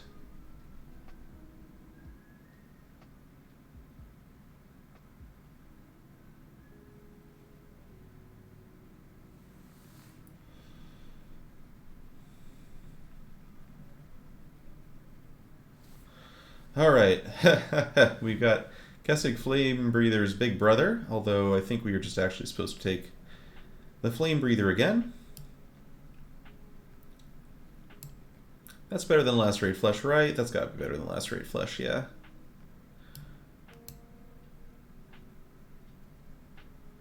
Okay. A lot of 4-drops in this set, huh? A lot of 4-drops. Yeah, Clarm, that is what I feel, how I feel as well. Sick art, though. I'll agree with everything you're saying, man. You're really speaking my language. Is this Lacerate Flesh over another freaking 4-drop? Socialite's just so good with Wedding Invitation. Ooh, Pointed Discussion looks awesome. Yeah, the 3 might have been close there. I just feel like we're so reliably, Wait, 3-drop, we have blood, we don't need point. Are we taking 4th Breather over card draw in our 3 Breather deck? I guess we do have a lot of blood and a really low curve. I don't know. I'm mostly just memeing here because people seem to really like Kessig Flame Breather. Hello. Undying Malice is pretty good with Infi Flame Breathers as well. Ooh, alright.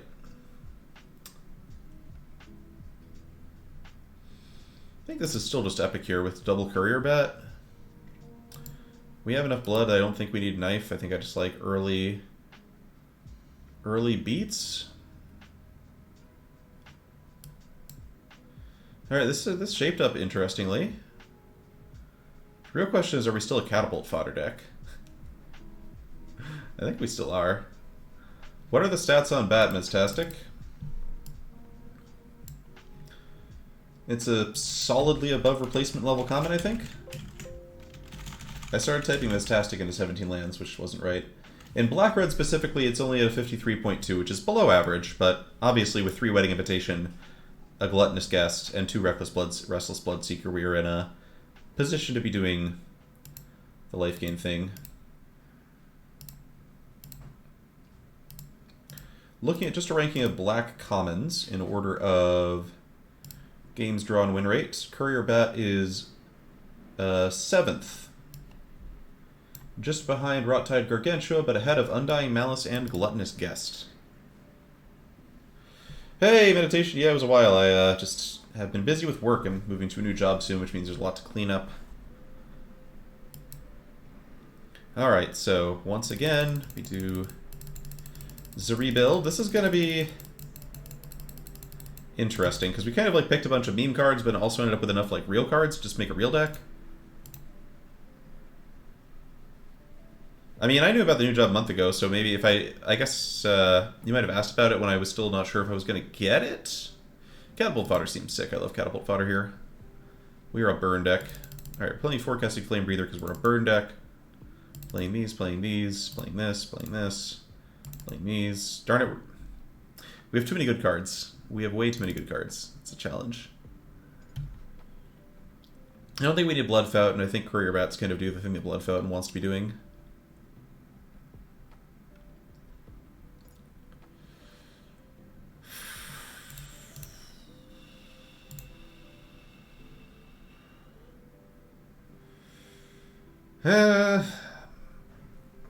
I guess we don't have much in the way of mana sinks here. Yeah, Courier Bat's just like, it's just a solid little critter. Just kind of does the work. But of course, non-creature spells, while the Flame Breathers have some advantages. Being able to get back Henika, Dumb, and Nathi and stuff like that is nice. And of course, Blood is the mana sink. Well, Blood being the mana sink does lead away from Blood Fountain into cards that just do stuff when you cast them. I don't know. I think with Double Epic here, we just have an easy time getting an edge off a bat. We might not need to play both of them anyway. Oh wow, this is without even any Wedding Invitations in the deck. Shoot. Alright, well we have a lot of sources of life gain for playing Wedding Invitation. The question is, are we even playing Wedding Invitation? I'm going to a wedding today, so it would be very thematic for me to play Wedding Invitation, but is that decisive enough, chat?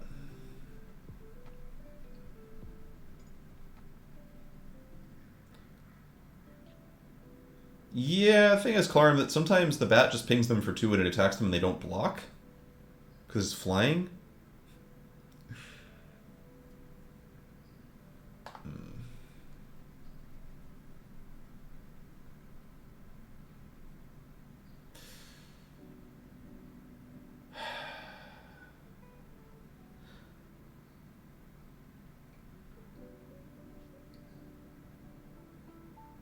I don't think we're cutting them. I just hate cutting lands from Blood decks, Weed Magic. It's just so easy to recycle the extra lands, and it's so easy to, especially with all the 4-drops, just die. Like, our curve is not that low. We have 7 4-drops. We know how to play all of them, but we are going to play a lot of them. Invite is much better with the Bloodcrazed Socialites, I think. Bloodfire Purveyor has Trample. Bloodfire Purveyor does not need to be let in. Bloodfire Purveyor is coming in. There is no question about this guy coming in. Getting in Suitor's nice. It's just like there's too many good cards here. And like, you know, one easy route, we just cut all these stupid Flame Breathers. 4 of them might be a lot, but of course if you're playing 3 of them, then the 4th becomes really good because you're kind of building your deck around having so many of them in the first place.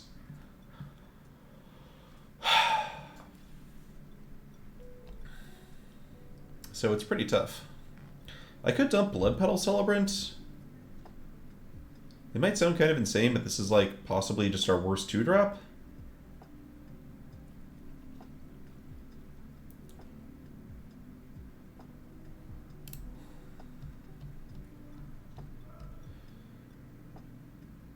Yeah, I think Malice is pretty good with Quad Flame Breather, given that we are apparently doing that. I just hate how much people hate Bat here. Recluse is also really good. Recluse also gains us life, which is nice. I think Recluse might just be better than Blood Petal Celebrant for us. We can make a lot of blood. Sisesa, first deck was really good, but unfortunately we just had some poor draws and went 3-3. Yeah, we're up against a lot of really solid decks. Or at least, opponents who weren't stumbling very much.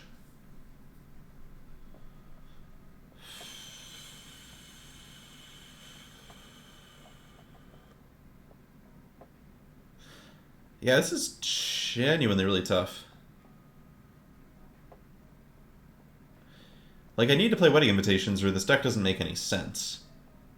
Like, Restless Bloodseeker does not... we need more than Gluttonous Guests and a couple Scavengers to be triggering that. We want all the Wedding Invitations. I guess I could see going to 16 land if we're playing a pile of Wedding Invitations.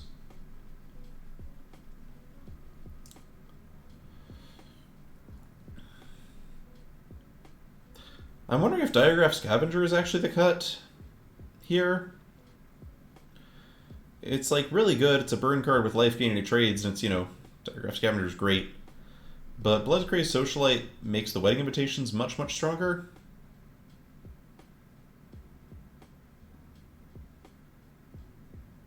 Yes, obviously Diagraph Scavenger is a good card. The question is just what the hell do we even cut here?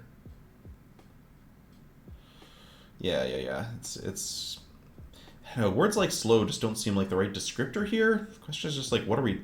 we're almost building a constructed deck here. We have a couple directions in which to go.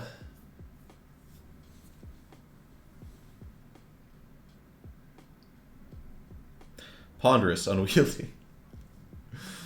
Yeah, let's just go with it costs 4 mana. And that seems, let's just not get flooded on 4s. So play that, play a Wedding Invitation.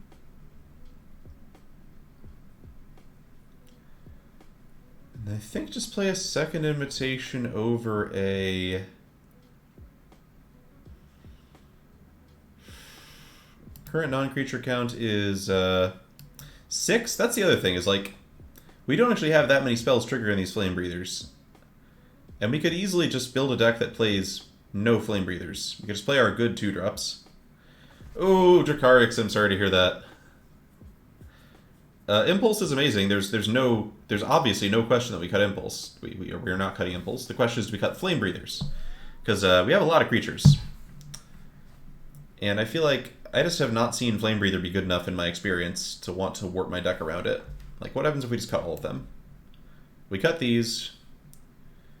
We add Bloodpetal Celebrant back in. We've got a perfectly fine 2-drop slot here with the Epicures and the Flame Blessed Bolts to hold us early.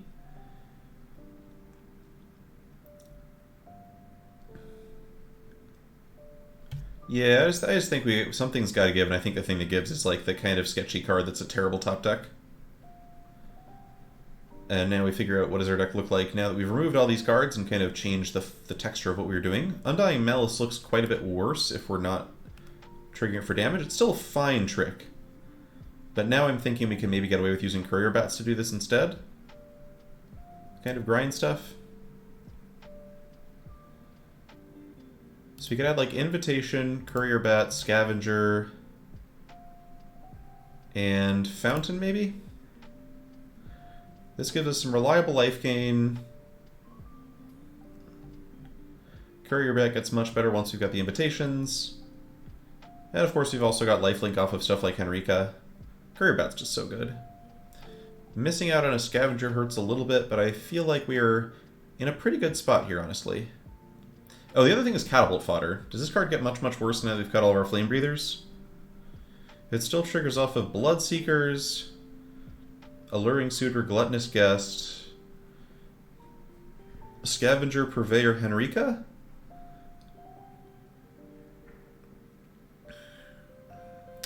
But the fail case of just being a 1/5 is really bad. Like, if we're not flipping it, or if our opponent is... I mean, it blocks like a champ. I guess? I don't know. The games we lost last draft, we just got beaten to death by Flyers. In all 3 of them. I mean, it eats removal... I don't know. None of these are, like, distinguishing features, right? Like... I guess it pressures some removal. People get scared of it, sure, but... Like, Diagraph Scavenger also eats removal. It's a creature. It's gotta be dealt with somehow. Okay. Let's say this seems... Blood Fountain sketches me out a little bit, I will say. I'm not actually sure I like Blood Fountain here. Like, we have so much blood already. We've got double Courier Bat already. I might just cut that, go Scavenger. It gives us 7 4s, which is a lot, but we have 2 Wedding Invitations, 17 lands, so we're going to be getting to 4 mana really frequently. We can cut a Socialite as well. Socialite's just so good, though. It's so good. It's so, like, unrelentingly solid.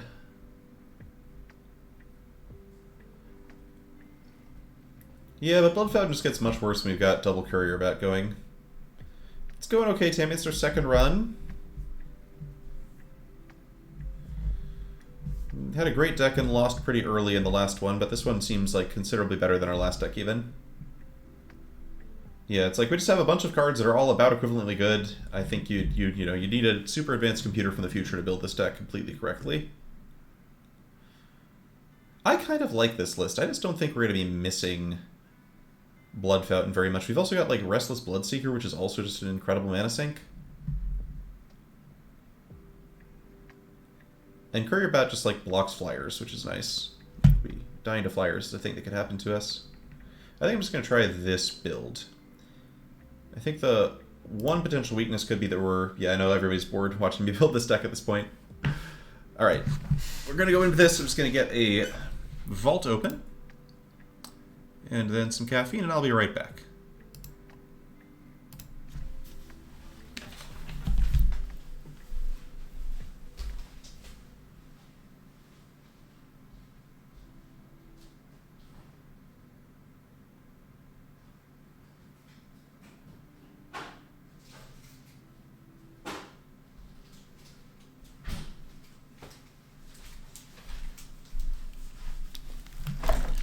Okay.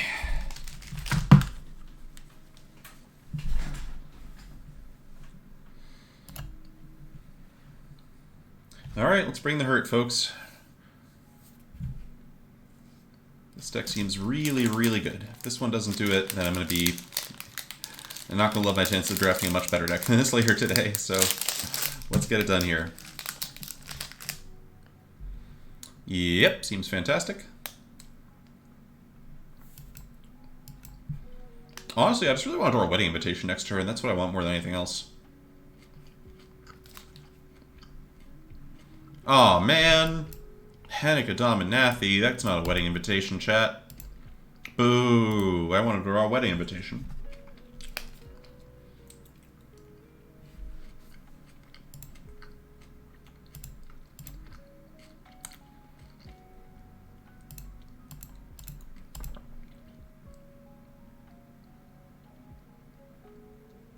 Super down to trade with this Throng.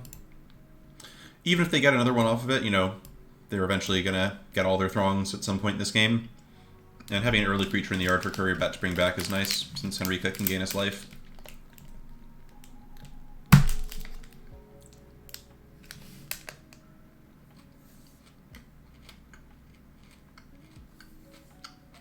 Nah, I don't think it's so fantastic. If I didn't have a 4th land... If I didn't have a 4th land, then sure. Thing is, if our opponent blocks, that also stops them from exploiting off the Throng next turn. I'm, like, pretty okay with them blocking. But I also didn't think it was extremely likely to happen. Okay. So, do we swing in here?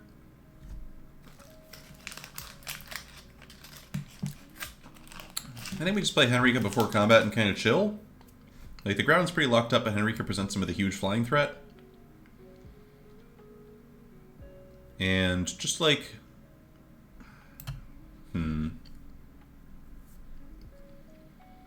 Yeah, I just want to get the card off of Henrika pre-combat instead of attacking and then doing everything post-combat when I can't use Henrika. But it's close. There are a bunch of ways to play out that turn for sure.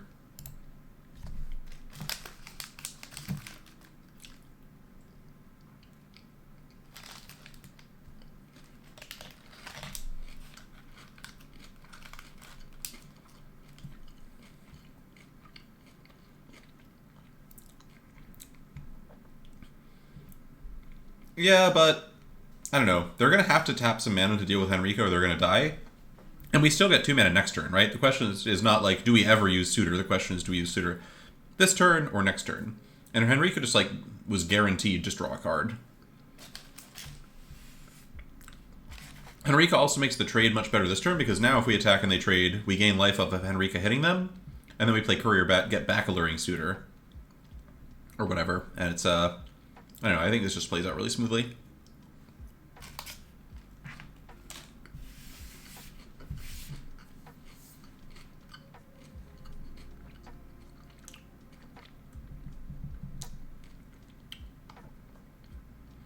Oh, we're still going to close Mistastic. I think we're just going to get our damage in. Ooh, okay. So Geralf's in the graveyard here, huh?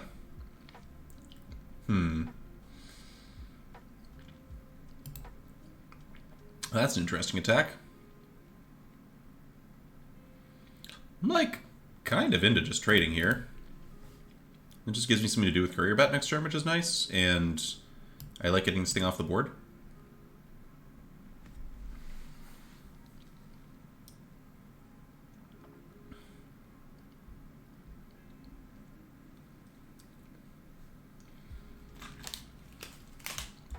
Yeah, Geralf is definitely a little scary, but they don't have anything that's going to stop Henrika at this point, and we are dealing them damage rather quickly.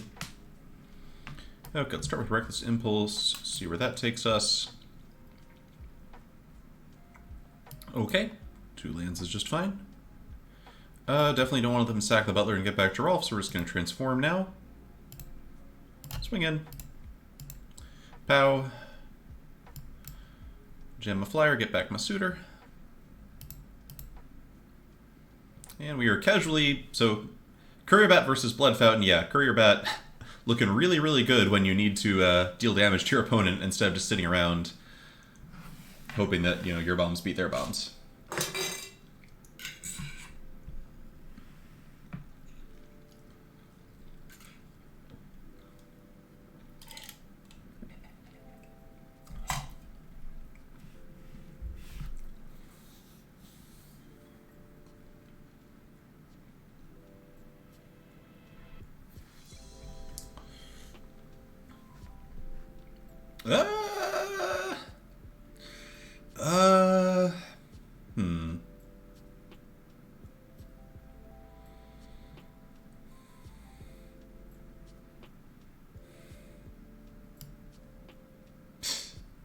Yeah, it's just such a meaningless decision that it's like genuinely challenging because of its meaninglessness.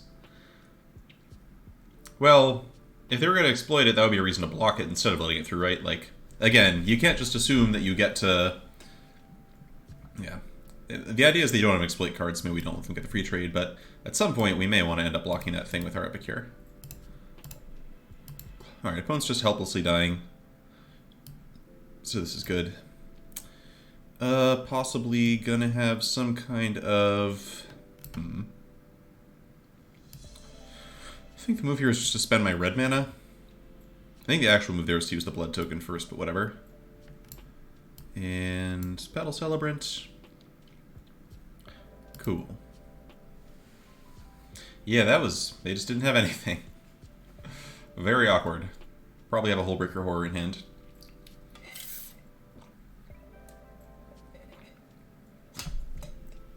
Or like a Dreadfeast Demon. Hullbreaker Horror is fine. Dreadfeast Demon is a little scarier, but I think we'll be okay.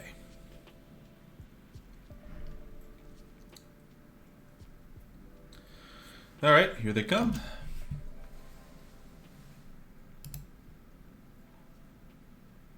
Yeah, I've drafted the Demon, but the one draft where I had it, I just kind of died every time I played it. Like, it was never fast enough. Because I was playing Black-Green, and Black-Green is kind of poop.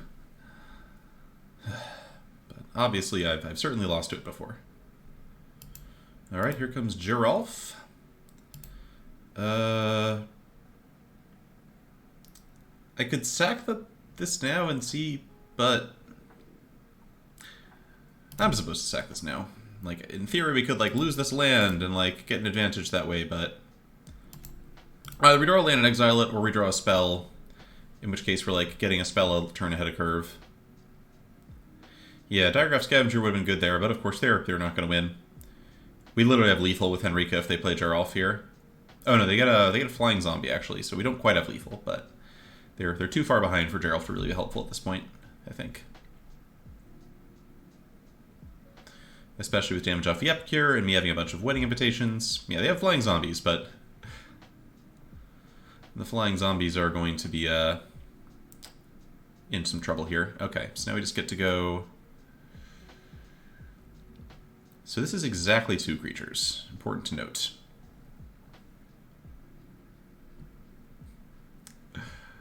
It's alright, it's alright. Okay, so we can attack with Henrika Courier Bat. Henrika trades with both of their zombies using the pump ability. We just play Bloodcraze Socialite. That seems fine. They go to 6 off of the bat. And then we transform Alluring Suitor anyway, actually? Yeah, it seems nice. Can we play Epicure as well? Actually, this is really nice, yeah. We can also just pump Henrika with Deadly Dancer. Do I want to do this? Yeah, I like this. So strange that, like, you can stack with any 2 creatures.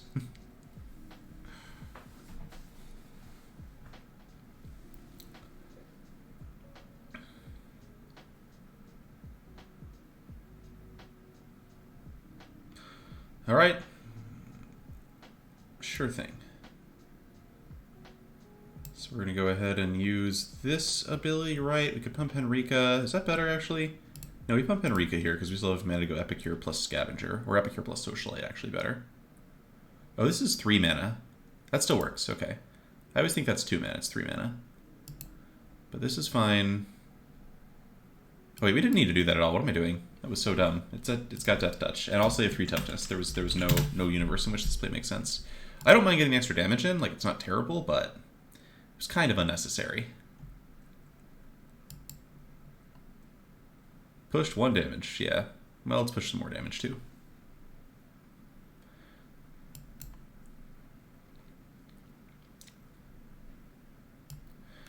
We'll save the Diagraph Scavenger Surprise for next turn.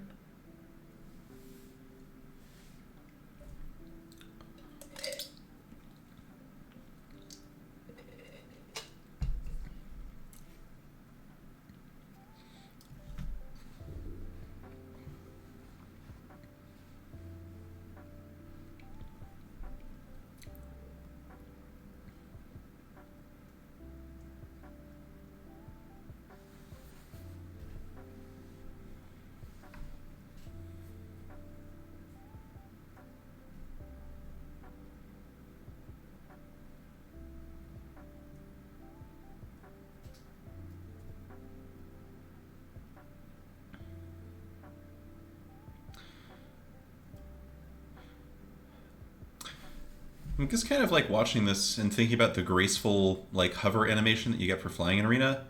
And it seems like this is like really obviously exactly how a dragon would hover or something. But it's really funny to see it on just like a bat. Just imagine the bat majestically swooping. Alright, they're dead. No chance. It's just play Scavenger so they know what's up.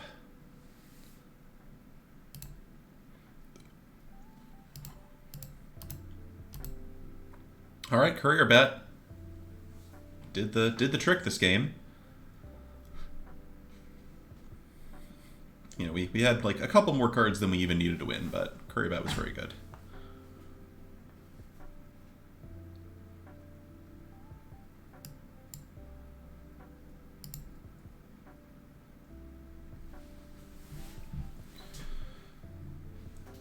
Yeah, the majestic hovering. Am I allowed to tell us about the new gig between games? I can talk about it. It's not that far off of what I was doing before. I'm still writing in my particular corner of the world, the effective altruism corner of the world, but with a focus a little bit more on research about kind of the best ways to address especially large global problems. Before I was in more of a community manager type role, and now I'm in more of a research facilitator type role where I'm helping scientists and PhD types turn their research into like good digestible reports. All right, no to that. No to that.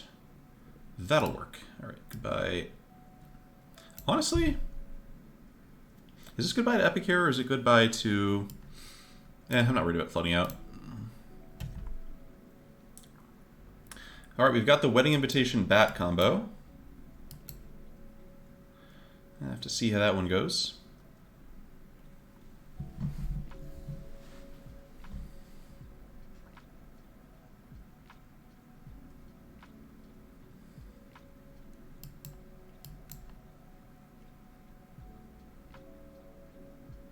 Flame Blast Bolt's an awesome draw.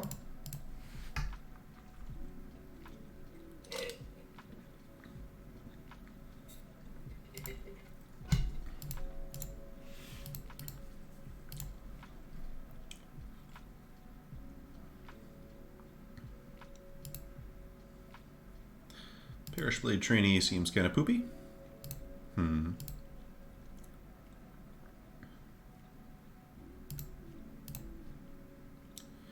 Alright, Suitor's nice for next turn.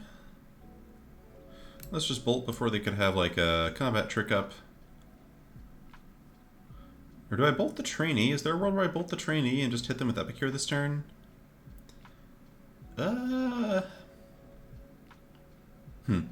Genuinely uncertain about that. There's a good chance they can pump this again next turn.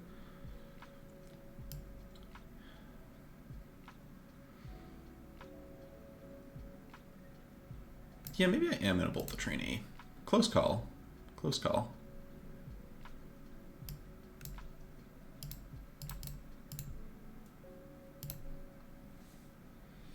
Yeah, it's tough. I just feel like I'm generally not sure how much like, Alluring Suitor can block infantry, at least in theory. Whereas,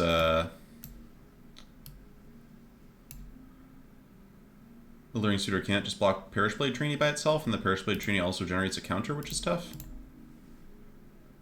So this turn we're going to block the infantry. If they have a combat trick, that's fine. Okay, we can also just double block here. Yeah, I like this a lot. So they're going to attack. We get to double block the infantry.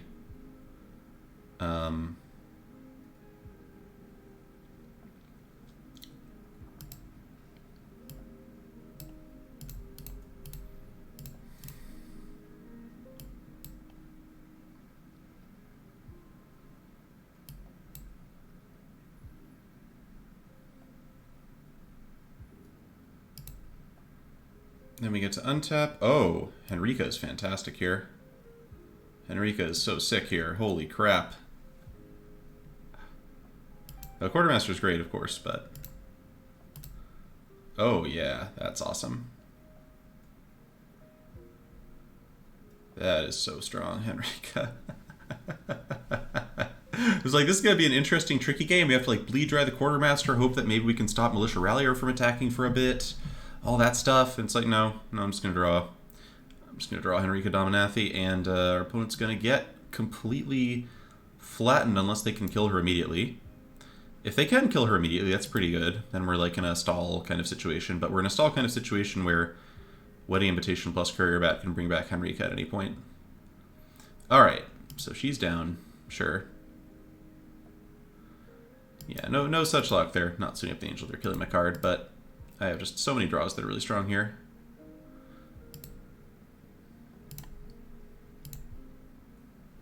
That is one of them. Hello, hello, hello.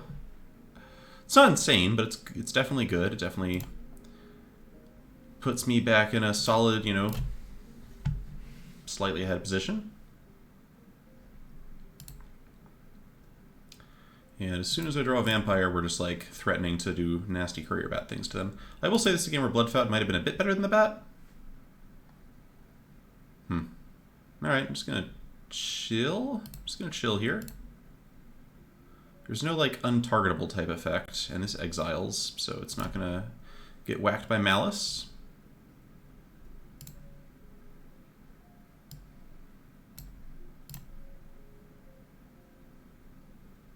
Alright, what else you got? Hello! Alright. Courier Bat starting to look pretty frisky. I shouldn't have played that out. I should have attacked first. Oh well. It's fine.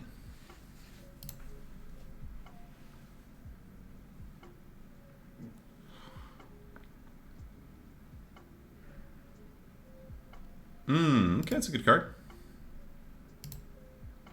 Basically like a courier bat. Ooh, that card's spicy. Okay, okay. So they are playing out their 7th land, which is interesting. And you have a Voldaren Bloodcaster. I'm not sure that's what you want to be doing, but whatever. Okay, so this is just going to be Reckless Impulse. Nice. So we now get to go... I think this just looks like... We have a few options here. So there's sack Wedding Invitation, hit them with the guest, play Courier Bat, bring back Hanika. There's also play the land, discard a bat to the blood token, gain a life, play a bat, get back a bat. And we've just kind of set up a bat loop, which is kind of insane. But we don't get Hanika back. I kind of think the bat loop is hilarious, and I'm kind of into trying to do that and holding off on the invitation for a bit. Oh, Hanika was exiled. Alright, never mind. We can we can bat back a bat and just have a bat loop going. I kind of love the bat loop. And saving the invitation for a rainy day seems nice too.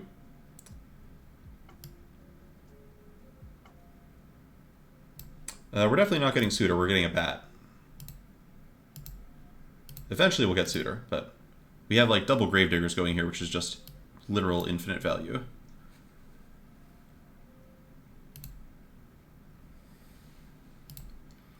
Alright, we're chilling. I mean, still a tight game. Bloodcaster's a really good card. It's going to give them a lot of gas, but we have a ton of fantastic draws from this spot.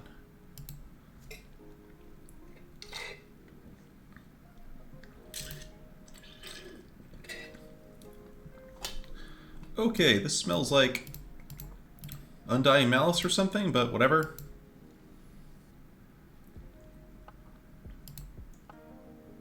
Or they're just really, or their hand has 2 lands and they're just desperate to draw their spell. That could also be what's happening. Okay.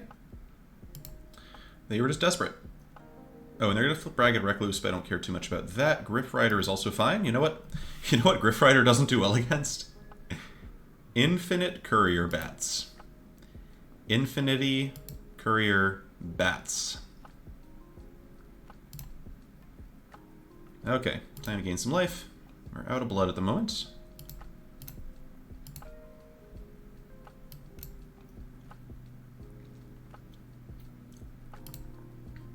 Because I'm Batman. Alright, now do I bat back? No, I don't think I bat here. I think we just play Celebrant. Yeah, we just play Celebrant here before it goes away. I was tempted to bat back the Epic here for a second, but then remembered that we had the Celebrant sitting in exile. So the game's not over yet. We still need to find a little bit more blood, but we have a lot of ways to do that. Blood's great, Wedding Invitation's great.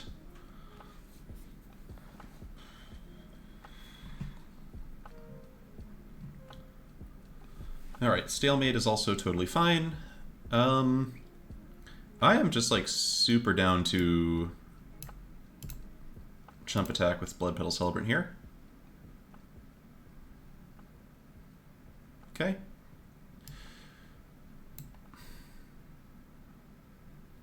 Guess I'll play the 1 land here.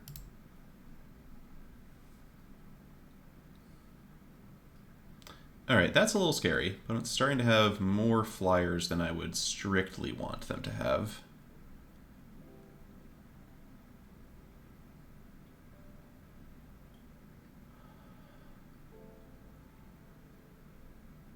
Uh-oh. That's a lot of flood. That's a lot of flood here. We are a little low on blood, considering the flood. Okay, well...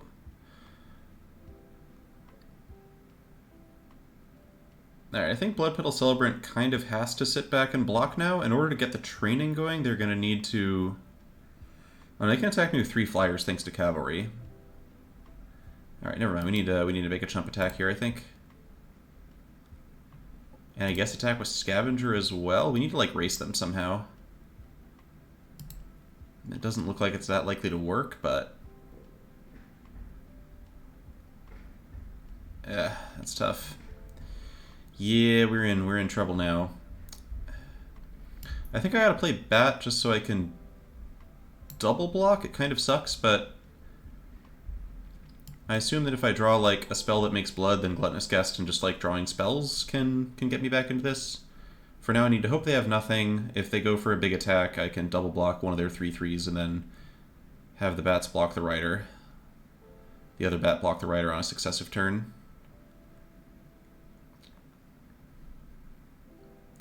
We got 6 lands left.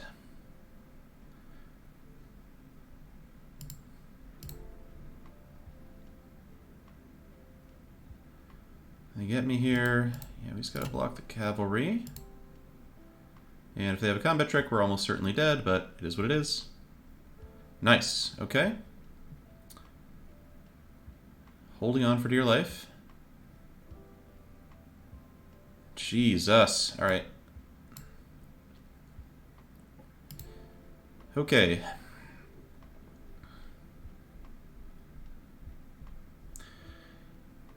Yeah, I don't know. The choice to play Bloodpetal Celebrant over getting back the Epic here looks bad now, because we've drawn like 4 lands in a row, but...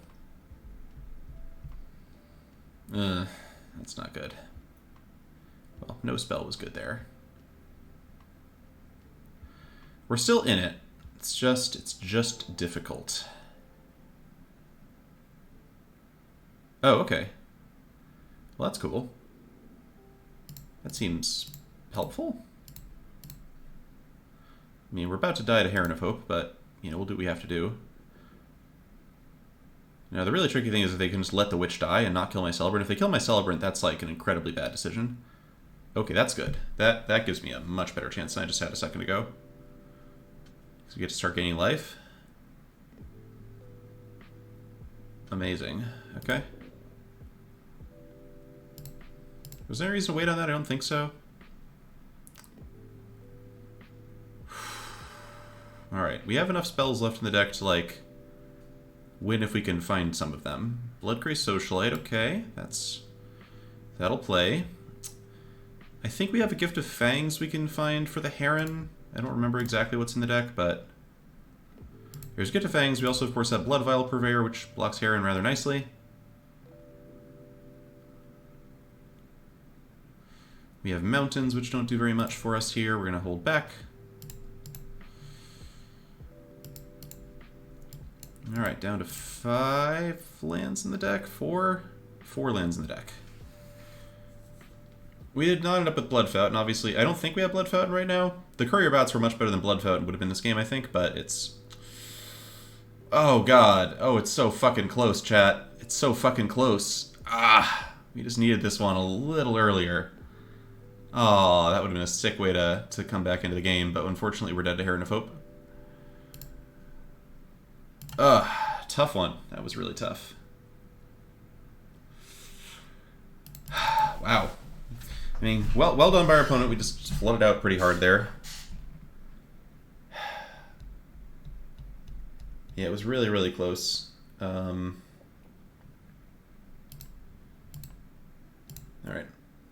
Let's check the deck again. We played a couple games. How did that feel?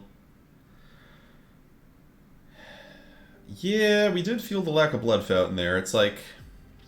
mostly we just felt drawing 12 lands. It's like if we had found any spell, even if that spell hadn't been Blood Fountain, we would have been in pretty reasonable shape for a lot of that. I still like the bats a lot. I'm wondering if we're supposed to be playing a Fountain over something like a Celebrant?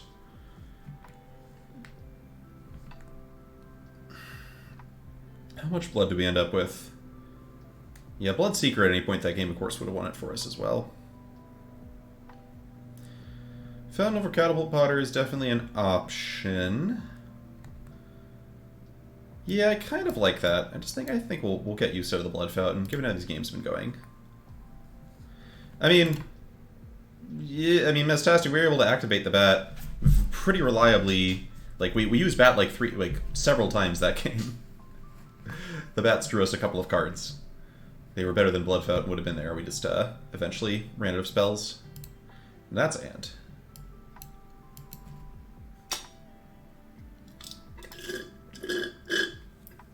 Blood Fountain definitely looking good here.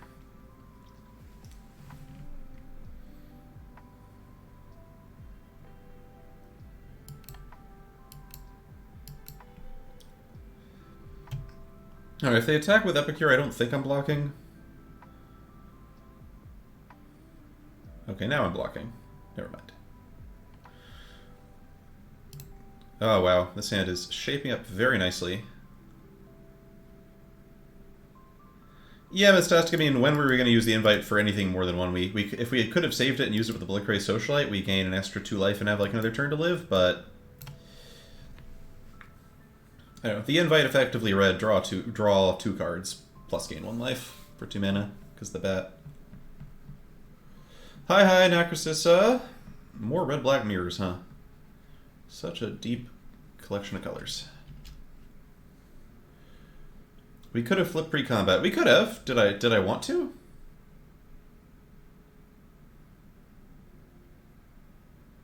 I guess actually, oh right, flipping this. Ah, right, this is whenever you sack a blood token to any ability. Okay, we should have done that. We should have done that. Punt me, we could have had another 2 damage. That would have been good. All right.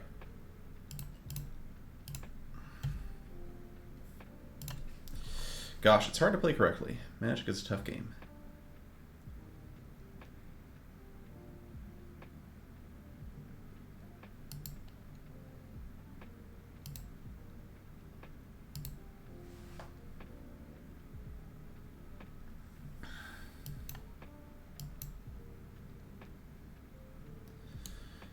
Yeah, it's a little sad that Purveyor helps their Bloodseeker, but I think it's probably sadder for them that Purveyor is a 5/6 flyer for 4 mana. And, oh, that's not Bleed Dry Mana, opponent. That's not Bleed Dry Mana. You want to cast some spells? You want to cast some spells?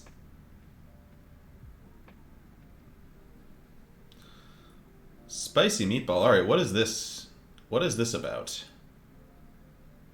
What is the spell that's going to kill my Bloodveil Purveyor? I have a Blood Fountain, so you know what? What could this possibly be? Like double Sure Strike?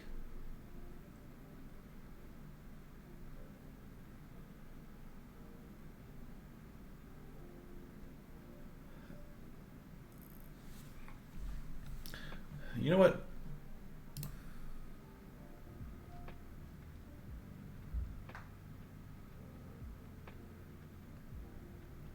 Rending Flame, that's a good call. Yeah, Rending Flame.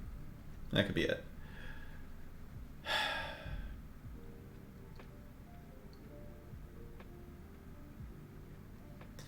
Yeah, you know what? Let's just not... There are many ways that could have gone, but I think I like saying I don't care about what you're doing at all. That's a good feeling.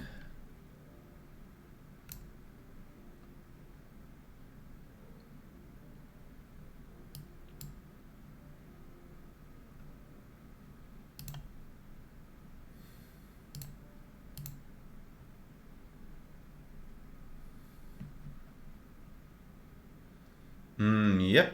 There it is. There it is. Alright, let's go ahead and do this while there's life to gain. Actually, that doesn't matter. Hold on, that doesn't matter at all. Okay.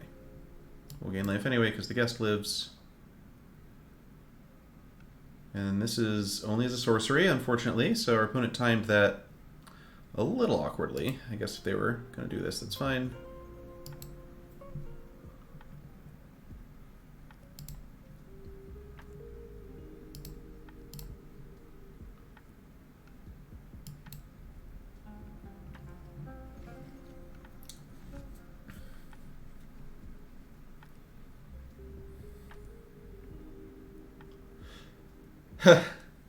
Yeah, Stias, I mean, I'm rusty at it too.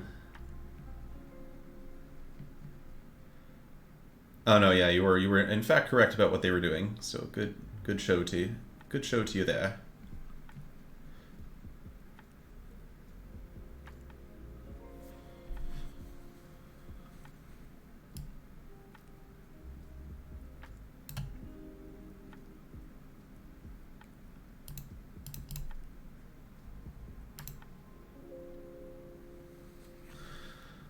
Yeah, this one is messed up.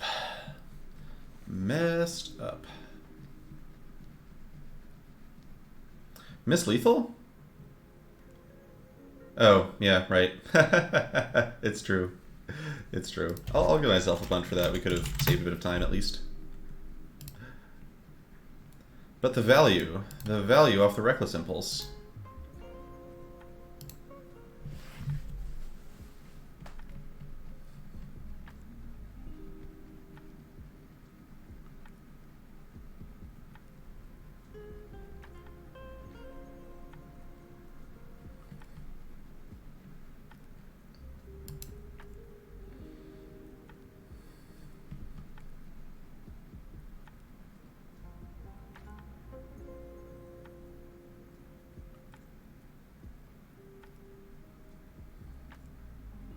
Ooh, that's a good point. Whoa, mama. Okay. Good luck. So they lose the game at the end of this coming turn, so they can't even really they can't like rattle off a chain of Alchemist Gambits. Well, that was spicy. All right. All right. Almost punished for this scavenger. That was cute. That's the first time I've seen that one in draft.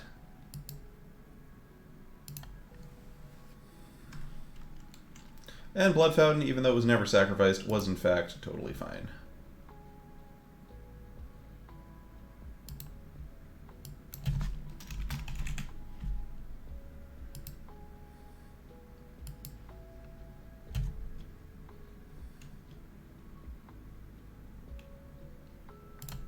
Alright, Operation Survive Till 4 is live. Jeez, I feel like, in addition to us playing Red-Black both times, I think most of our matches have been against Red-Black opponents, which is kind of funny.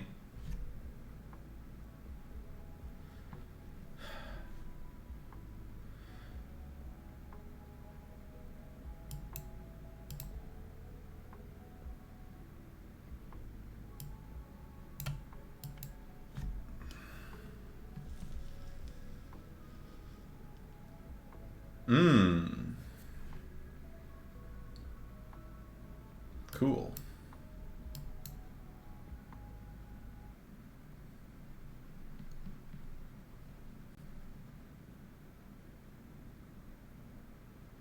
No, they have pointed discussion. That's so strong in the mirror.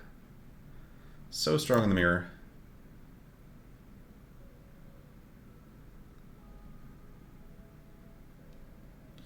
Huh, am I actually just... I think I'm just going for damage on the Socialite, except they could have a Braid. Let's not fall for that, actually. Okay.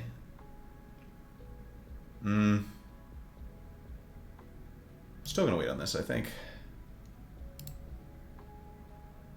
So, once we have the ability, I'm pretty sure the window to a Braid has closed, but...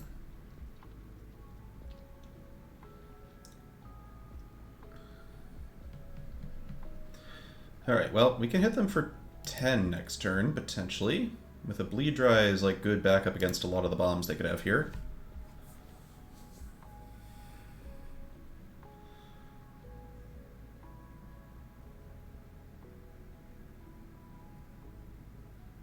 Go ahead and play Olivia's Attendants, why don't you?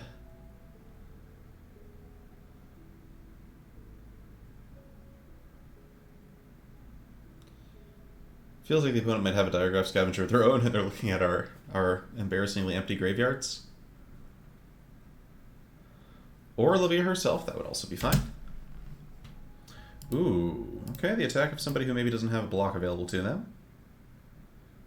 Or they do? No? Okay. Well, these have Menace, you see. They do have Menace. I could have used the blood there, but I kind of am now retro... No, I wanted to use that for the Socialites here. Okay, let's just... I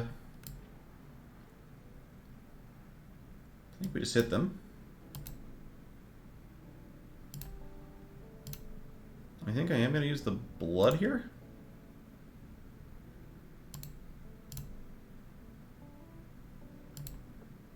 Yep. Pow pow. And we'll just go with Blood Seeker. Do I bleed dry the Raconteur? It's really hard to lose if I do that, but I mean, I'll just hold on to the bleed dry. The extra damage off the Raconteur is unlikely to matter. Yeah, hold up bleed. We weren't losing a Dreadface Demon there, which was the thing I was thinking about. But there's no real reason to be hasty.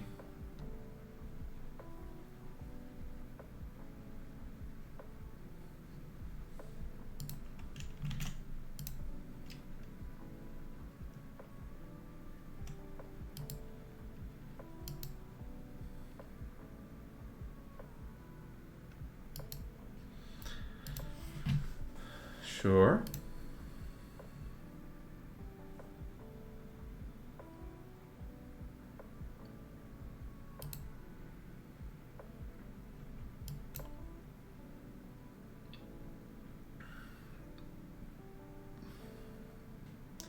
Sniping Raconteur or Guest here?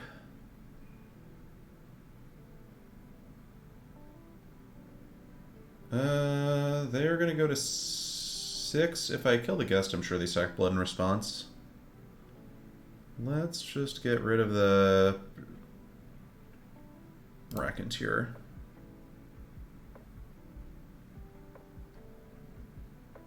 Game's not over yet.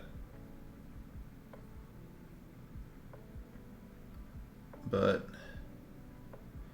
I like where we're at with Bloodseeker here. They just gave up. Okay, that was weird. That game was not over.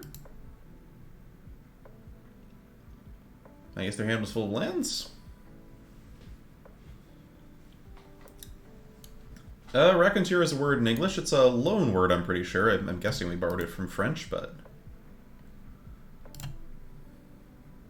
Menace is very strong, yes. Such a better ability than, like, Fear. Or Intimidate. Those old, like, you can either block me or you just can't ever block me. Oh, hey, Necrocissa, by the way. Yeah, okay. Well, we might have to run out the classic turn 3 Reckless Impulse and pray. Ooh, Wedding Invitation. All right. We'll start with Celebrant here. Wretched Throng, sure. Okay, rip the land. Perfect. Yeah, Suitor giving that mana boost is tasty. Oh, did I? Okay, well, hi again. No reason I can't say at another time.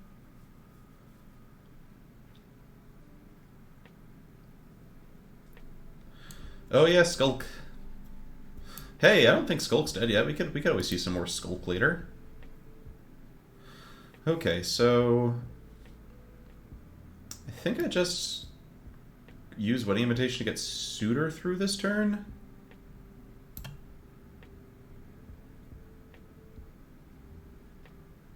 Oh wow! All right, Ripped Blood Vial Purveyor. That would have been cool to have.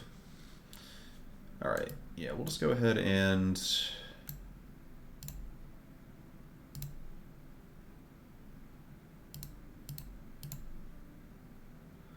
Flippy Dippy. Gosh, red black is strong.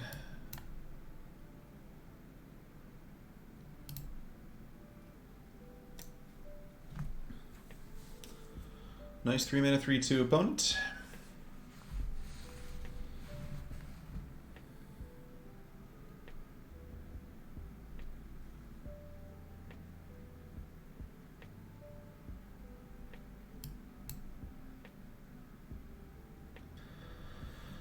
Alright, they've got the Bleed Dry. Am I going to cast my own Bleed Dry? No, I'm just going to Purveyor here. So we'll just get him a Celebrant here. I don't see a reason to trade off the Scavenger at the moment. Nice Bleed Dry. Got another one?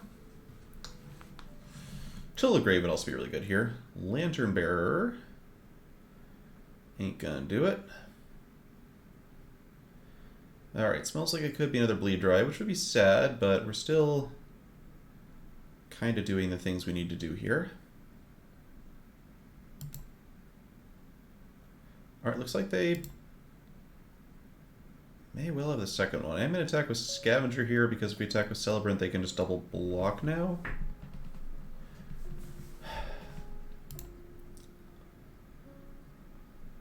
Here's the Bleed Dry, no surprise. Alright. Well, we found the downside. Okay, now do I just Bleed Dry their Stitch Assistant and get in for 4? I feel like that's not insane to do.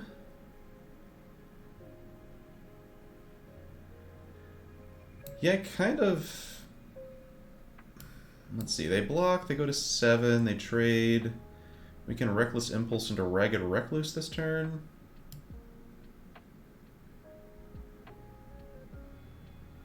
Yeah, using this on a Stitched Assistant really hurts, because they play something like a Diver Scob.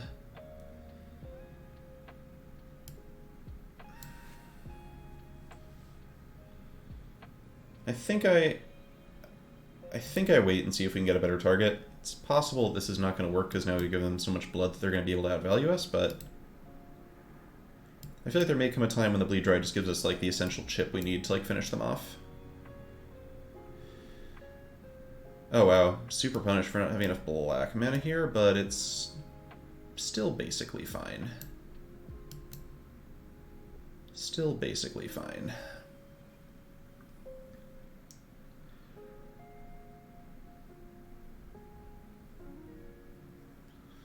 Okay.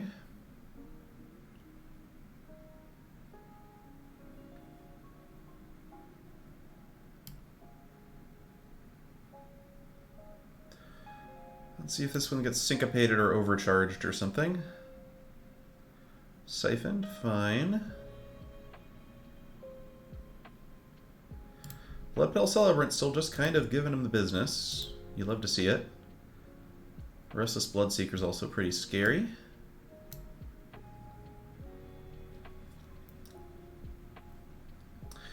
When was Impulse Draw introduced, Nexus? That's an interesting question. That's a good trivia question. Does anybody remember what the first card was that did something like that? I feel like it might have been like... Chandra the Planeswalker has always done that sort of thing. I don't know if she was the first time that was done, though. Feels like maybe the kind of thing that could have been like a Time Spiral thing, maybe? Okay, so that's getting Blood Dry.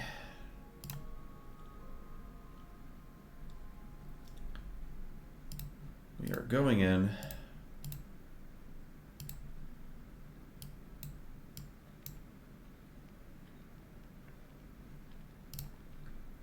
We do have 2 creatures I can get back. Good stuff. Alright, Recluse can start gaining our opponent life again, but they have to flip it now, and they did not flip it. So that seems awkward.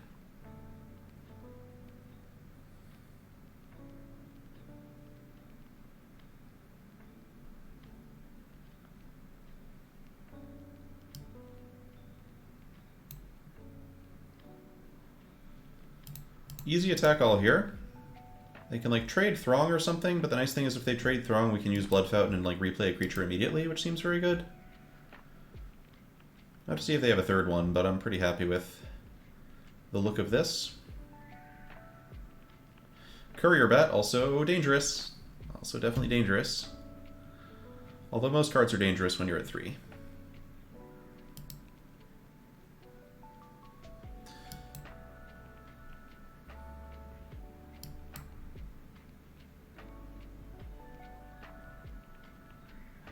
Yes, Por qué no los dos, indeed.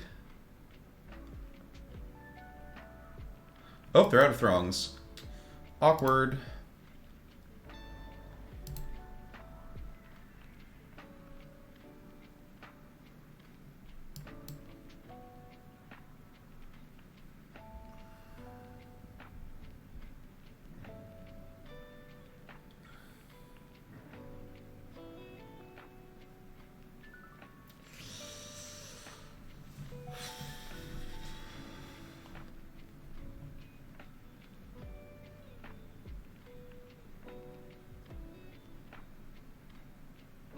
Yeah, this is going well. Yeah, Blood is sick. It does feel like it kind of overpowers the Blood... Oh, no. When you have to loot a bleed dry, you know things are not good. I guess they're digging for a counterspell? That doesn't do it. Alright, that's it then. It was a valiant effort for sure. Yep.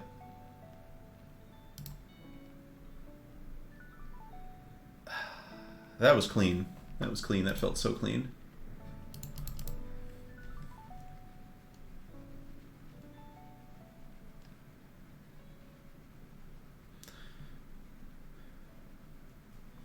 Yeah, aim for the head would have been really funny, actually. That could have eaten us. That could have eaten us.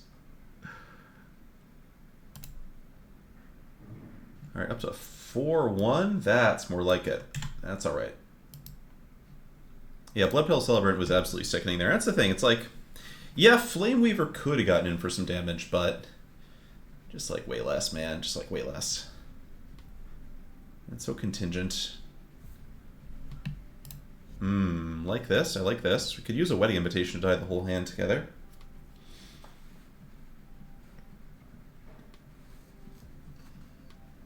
But hey, on the play, I do not mind just playing this Courier Bat as Courier Bat. We don't need to wait on it for value or anything.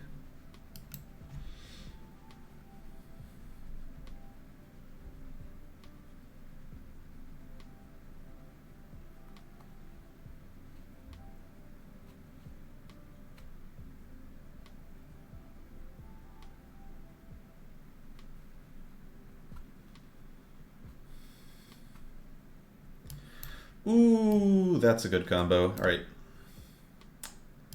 So we play the 2-power creature, we play the 1-3 that combos better with Guest. I still think it's just Recluse here. Largely because Recluse can actually attack through some of their stuff. Alright, opponent appears to have a massive might in their hand, or they're like tricking us deliberately. I think it's a massive might. I'm gonna put them on massive might for this game.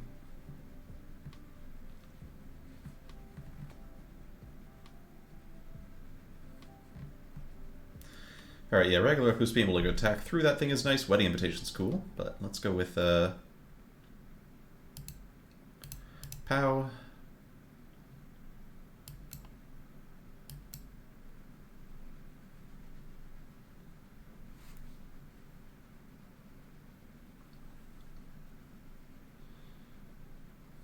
The attack I'm not blocking. Cool, alright.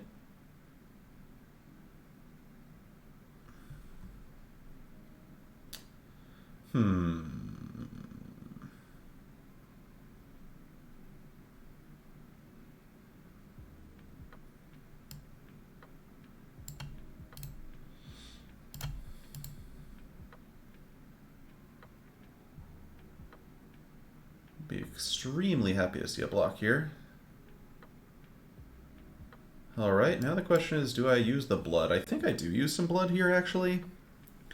Kind of stinks to discard Celebrant, but I think I just want to flip the Recluse, find a land. You know, we can get Celebrant back with Courier back eventually. Flame Blessed Bolt's also cool. I think we just Bloodseeker here, though. Gryff Rider I can kill with Flame Blessed Bolt next turn. I want to keep my engine going.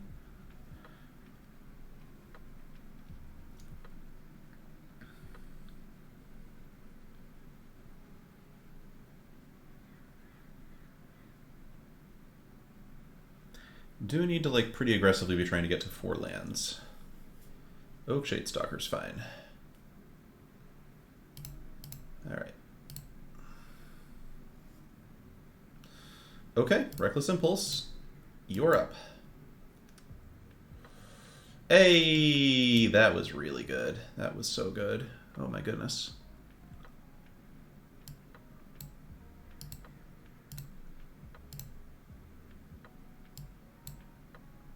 Could have transformed Bloodseeker pre-combat to attack, but I didn't want to do that. I just want to play a control game out at this point. Yeah, what a draw. Reckless Impulse for the win, baby. Like, just everything is so ridiculously efficient compared to what Green-White can put out. It's a bit sad. Alright, do I do this now? I don't see any reason to do it now. So sickening. So sickening.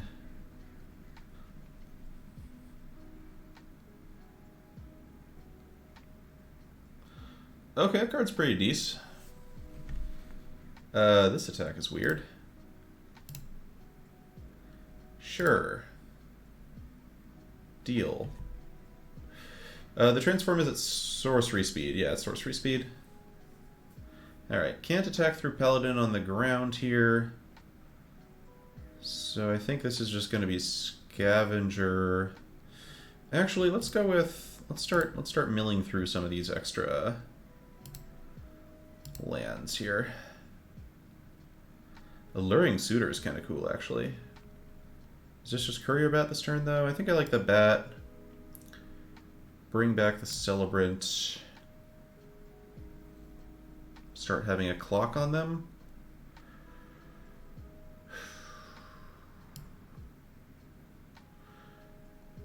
Yeah, let's just establish a clock here. Oh, is Recluse better than Celebrant? Aw, oh, Mistastic, we've turned you around on Bat?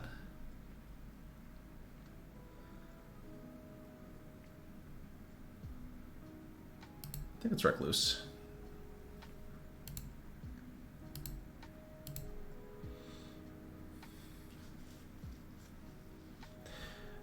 I guess I should be probably transforming the Bloodseeker to make it a little harder for them to get free attacks, but it's not like I'm blocking the Disciple anyway.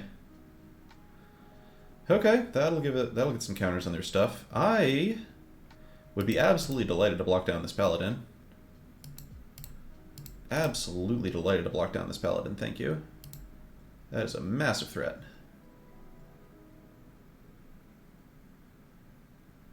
Wonderful.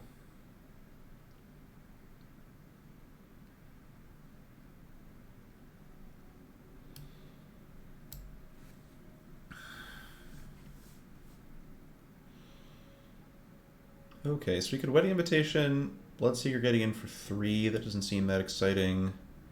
Can play Suitor double attack, but Gluttonous Guest is chump attacking, so that's obviously not ideal. Did I play out the 4th Mountain here? I think I am okay playing out the 4th Mountain here. We definitely want to get to at least 5 lands for Bloodseeker.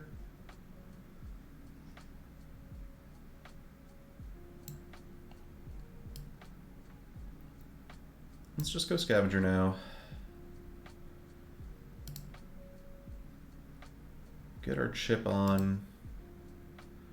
I think I will flip this now, actually. It's like, can just block the Perish Blade Trainee, which is nice. Gain some life.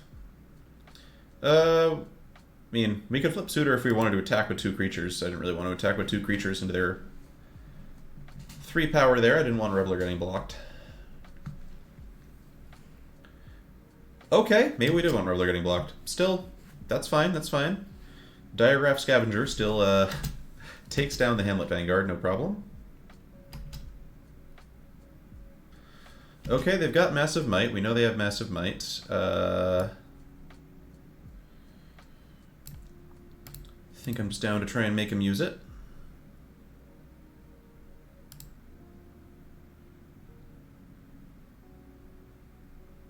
Sure. Now the question is, do I use the blood to discard Wedding Invitation? No, I want Wedding Invitation. Alright, this is good damage. This is good damage. They gave up Trample on the Hamlet Vanguard, which is cool. Another Bloodseeker. Okay.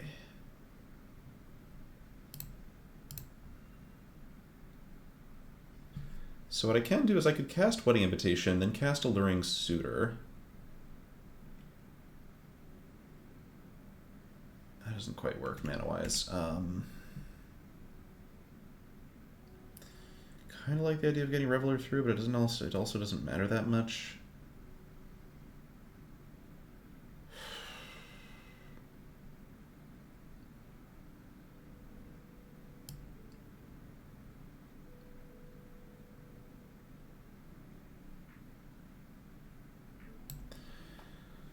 Really tricky game. All right.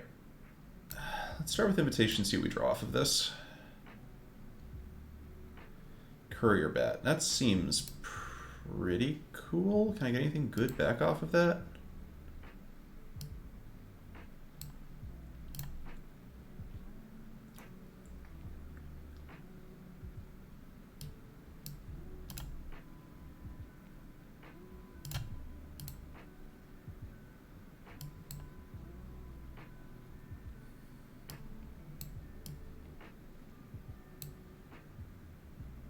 kind of think it's this.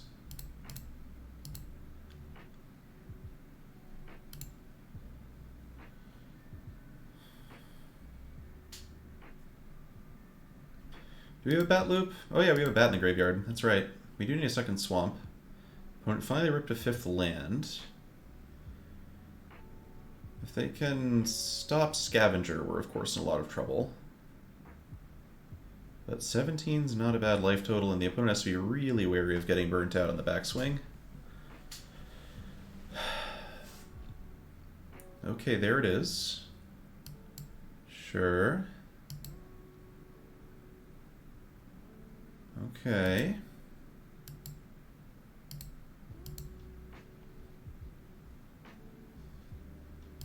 It's going to be a close one. Blood Fountain. So this looks like Alluring Suitor.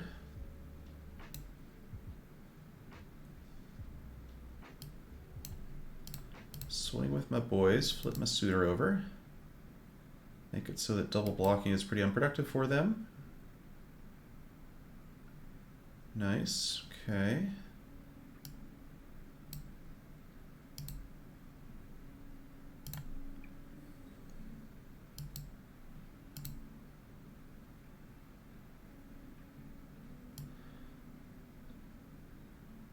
Play a chump blocker for the Vanguard and hope this is enough.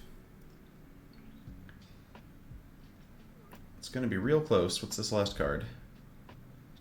Oh, no! Oh, God.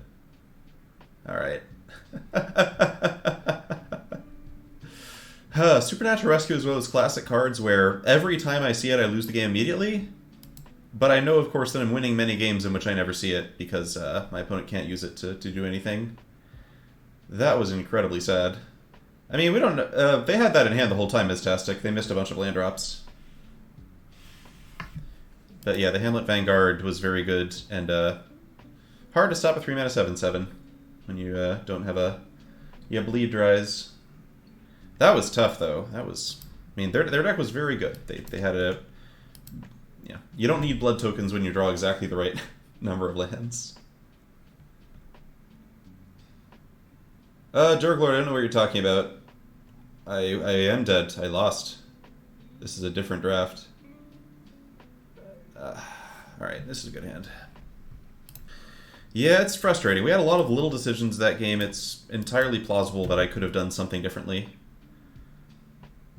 Ah, I see. I see.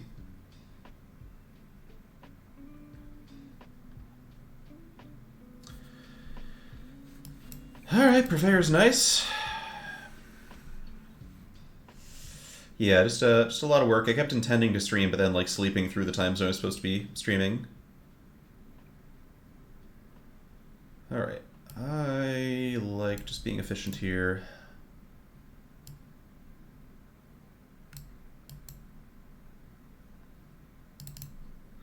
Gosh. Yeah, I don't think we could have won unless we had, even trying to play around Supernatural Rescue, I don't think would have worked. And that's of course not something you can actually be doing. Alright, let's Reckless Impulse try to hit a mountain here, I guess.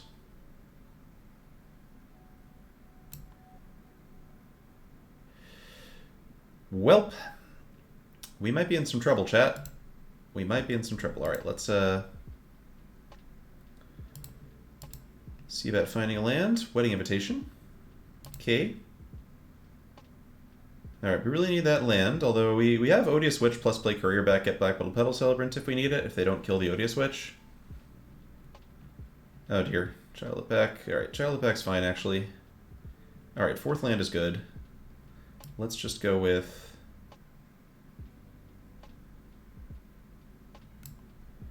Hanukkah.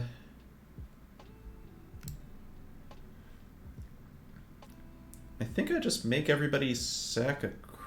No, let's draw one, lose one. I think we draw one, lose one.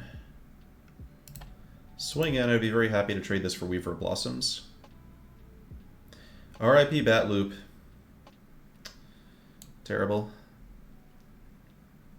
Alright, we're still in okay shape though. They've got to take out Henrika. They probably can, but...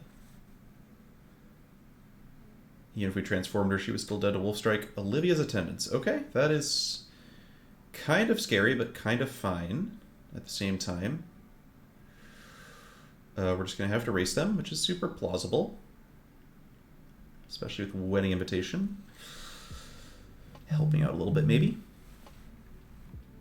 Okay, so we're just going to go with...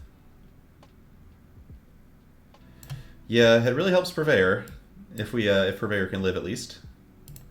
Transform Henrika, swing with Henrika. Jam Purveyor.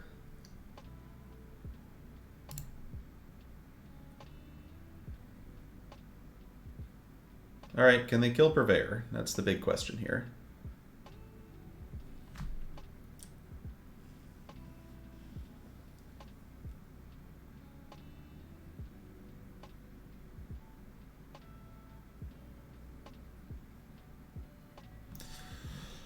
Ooh, that's a good question, Acrosissa. I, for one, have not.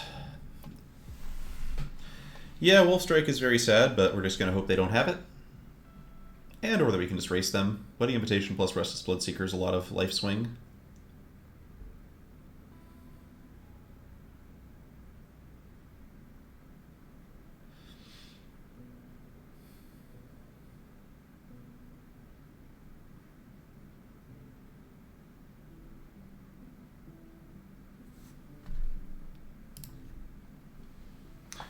Okay. Enjoy the blood.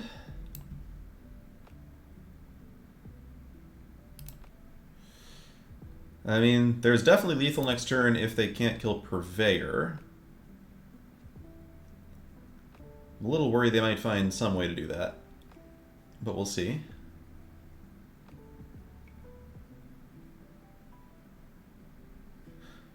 I really think that blood's the kind of resource where you could just be like, screw it, we're just gonna give him Infi blood. Oh no! All right, well they're very dead. Oh wow, that's a horrific thing to encounter. They no longer have any shots at drawing Wolfstrike. In fact, in point of fact, yeah, this is 12. This is just 12. They're just dead in the air. I don't need to do anything. But we'll play Wedding Invitation just for laughs. And look at that Courier Bat.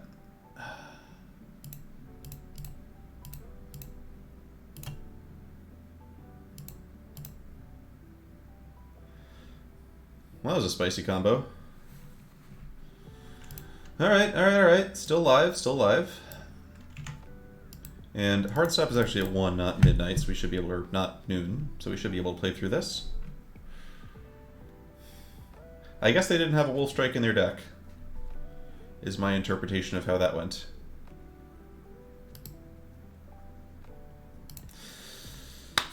Alright. That Supernatural Rescue was memorably terrifying. Let's see what happens. But that was a game where we, like, missed our 4th land drop after casting Reckless Impulse and still got there. So... Alright. Lands, please. Please, lands. Thank you. Soul Cipher board. Alright. Well, our opponent is being kind enough to give us some time, but I am going to need that land next turn. I am going to need it next turn, please. There we go. Yes, this is my first day 2 run. Or no, it's not. What am I saying? It's my second run. Had a good red-black deck, as opposed to a great red-black deck before, but my final game looked a lot like this one almost looked. Just missing lands for a little too long. But the deck is better this time, and also our draws have been generally very solid. Heron of Hope. That one I can kill. Also, we've just got this crazy engine running here. Alright, time to discard...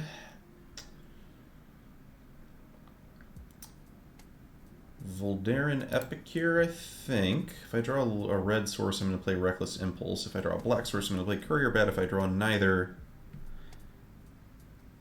I'm going to want to be playing my 4-drops starting next turn.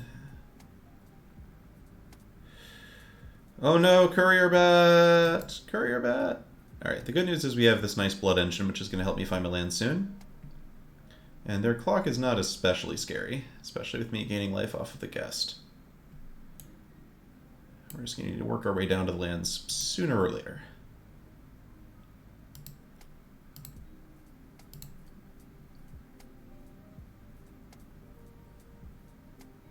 Okay. Still fine. Hey, alright. So what I'm going to do here is I do want to keep my engine going here. I want to make sure I'm hitting land drops for next turn as well. Oh, I just realized they could have Syncopate, which would be kind of awkward. My plan here is that I'm really... Alright, please don't have Syncopate. If you have Syncopate, I'm going to feel like a dummy, but they do have Soul Cipher board. So good. Okay. So Bat gets back Bat. We've got our engine going. We've got a blocker for the Spirit Token or the Soul Cipher board if it eventually flips. And...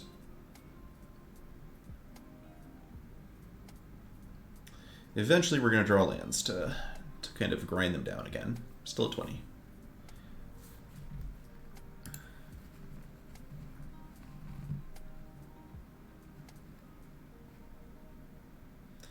It's just hard for the blue-white deck to put up that much of a clock. And we have Bleed Dry in case they have something really scary. Scattered Thoughts is fine.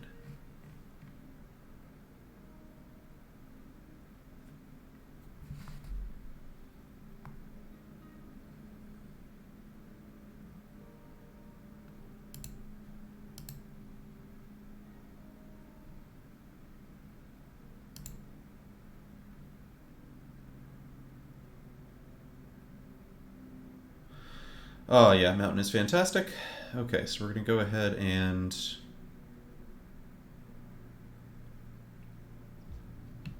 we want to play Scavenger this turn. Do I want to keep the lands flowing? Do I discard a Blood Crazed Socialite here? I think so. Again, the idea is just we want to keep gaining life. We want to kind of keep the mana flowing so that we can keep hitting land drops because our hand is really expensive.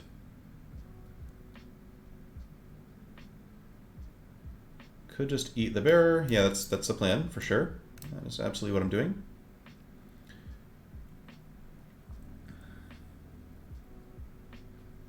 Opponent having no blue mana here is great.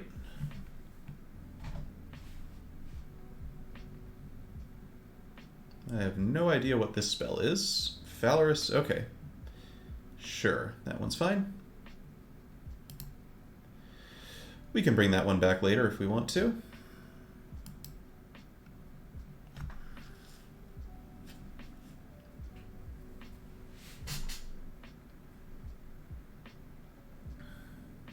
Alright.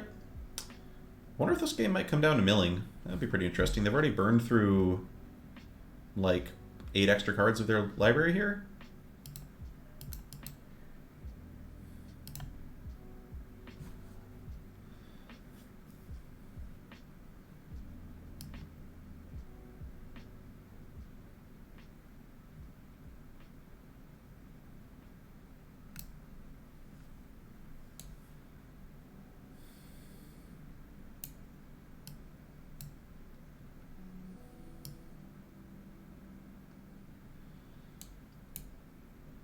Alright, just going to go for the Socialite here.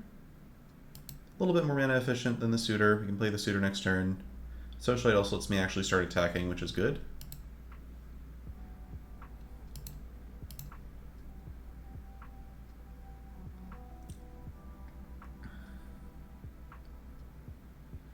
Okay, Kindly Ancestor is not bad.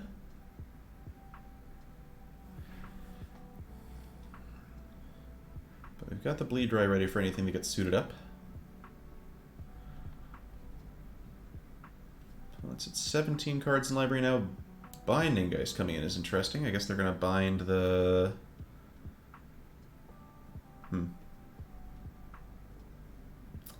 I guess it just trades with something now.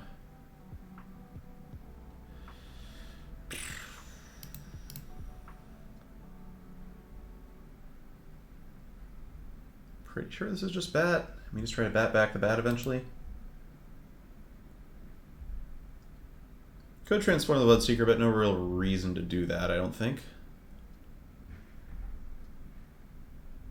Like, I might want to sack one of these blood tokens. So he really needs a life gain source to kind of get the engine going again. And these blood tokens could help us draw to one of those. Alright, opponent's got all their mana up, despite having several things in the graveyard here. They've got the Cipherbound Spirit.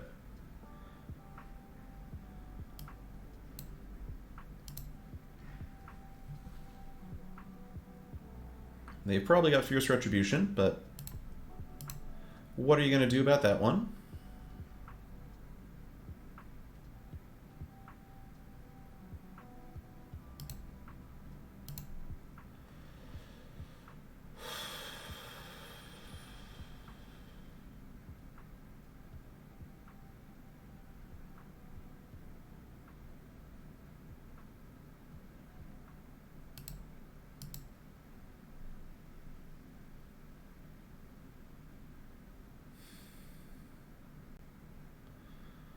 Okay.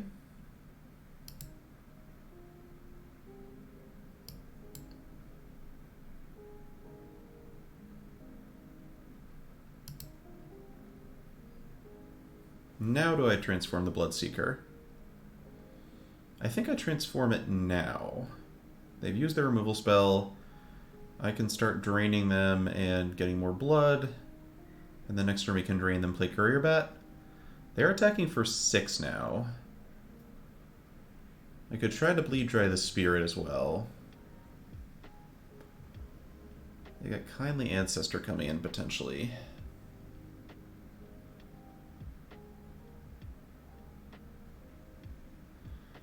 I think I like the transform here. It's like kind of close.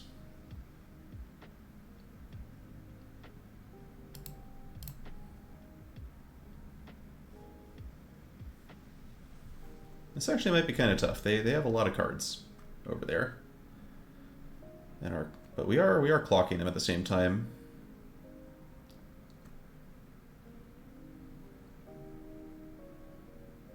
That is a totally acceptable way for them to be spending mana. Love that. A little sad we don't have the life gain right now. We do still have 2 Wedding Invitation in the deck, in addition to Henrika. I would really love to see them throw a Kindly Ancestor on something here. Brinecomer, really? Okay. They're not going to do the one that can attack and gain a bunch of life with Heronophobe in play? Works for me.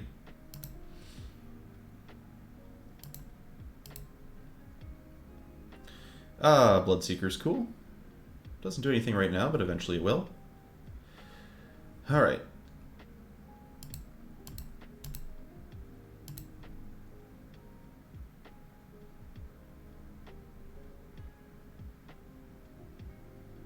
Really? Okay. Sure. So this turn I just want to go for Purveyor plus Hold Up Bleed Dry, I think. I could also, no, I think I pump and then go Purveyor Bloodseeker. It seems better. Get a little bit of extra damage in. I'm not really thinking as hard as I maybe should be on some of these turns. Yeah, I don't really understand the block, but whatever. Let's just hope they don't have another clean removal spell, and even if they do, we could always just draw Wedding Invitation. Wedding Invitation's insane at any point. And we're actually not even, you know, our deck has pretty average land density left too, which is nice. Now, of course, they do have 4 cards in hand. They're at 13 in library. They've discarded like 4 lands, so they have every right to have a handful of spells. And if they can kill Purveyor, we do die very quickly to that. Although we have the Bleed Dry, plus the Invitations. Yeah, Rashka, I mean, we're still in a lot of trouble here. Our deck was fantastic. It feels like all of our opponents have just had very strong decks compared to what I've personally seen in this limited format. Ooh, Screaming Swarm. Alright, I'm going to try and mill me out here? I mean, I can just Bleed Dry that, so they're not going to successfully mill me out, but it would be funny to see them try. Okay. So they can have Geistlight Snare. They can't counter Bleed Dry with any of the common counterspells in the format. Some of the uncommon ones they could, but none of the common ones.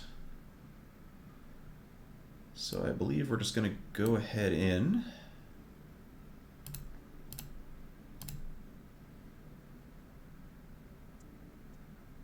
Yeah, Wash Away is uncommon. They could also have a third copy of Fierce Retribution, of course, but let's see how they want to line up blocks at this point. They didn't use Binding Geist or Brine Comber, which tells me they might have something going on.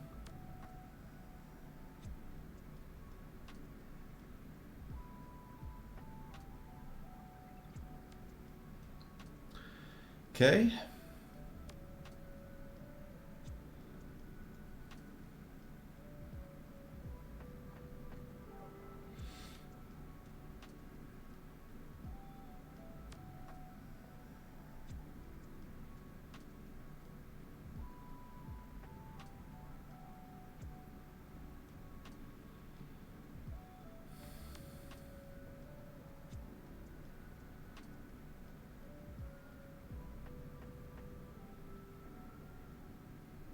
Yep, Purveyor having Trample is real sick here, for sure.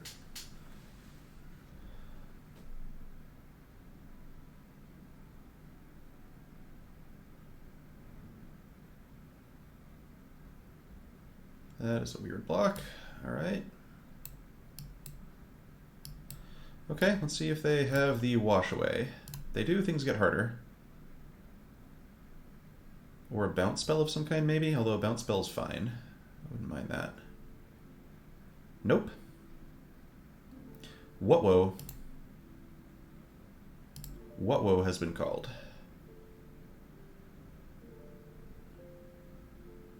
Well, I guess they could still have something. And Heron of Hope, of course, still gains life and is kind of annoying. Kindly Ancestor Heron of Hope's really annoying. But this is a lot of damage. Okay. And I'm just going to play Courier Bet. We're not going to be gaining much life here. I just want to deploy one more threat. And really just stick it to them a little bit. Okay, Syncopate's annoying. Alright. But still, they could have held that up and countered something else. So, it's tight, but pretty much every spell in my deck is a great draw. And a Mountain is also decent because it just spreads more damage around with Deadly Dancer. They can make a couple of Spirits.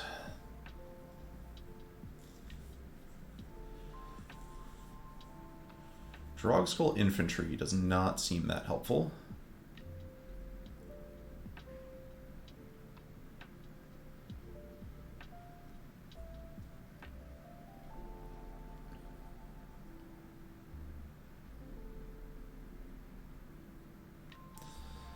Okay.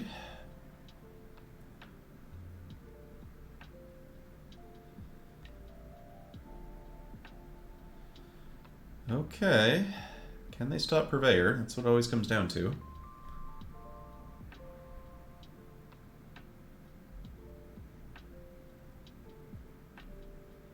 There's the Mountain. Alright, we play that out for sure. Like, we could hold it for blood, but I think it's better just to get the extra Dancer. Stuff going on. I'm pretty sure we just go with Purveyor and then Double Dancer should kill them, even with Heron. Now they might have something else. Do I just attack with Dancer 2? I should attack with Dancer 2, yeah, this is only a 2-2. And then if I'm doing that, should I attack with Scavenger? I guess I might as well. Do I attack with Bloodseeker too? Dancer can just spread around so much damage. This seems like it just makes it so hard for them to figure out how to block. Letting Drogskull Infantry block does gain them 3 life, but also just kind of gets rid of all their shit. So let's just go in, see what they can do. They didn't use Binding Geist, they might have one more thing. I kind of expect them to have one more thing, but show me. There are 2 Tramplers.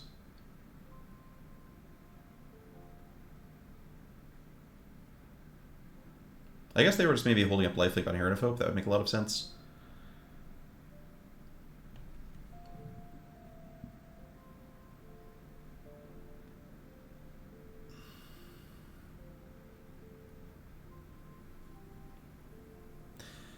Adamant Will? I don't know.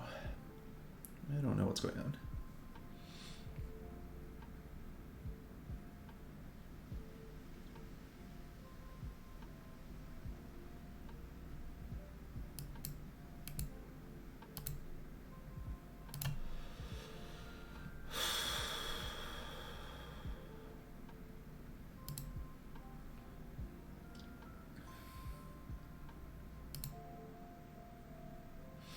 Pumping the unblocked thing, because one of their only ways to survive would be to... Whoa!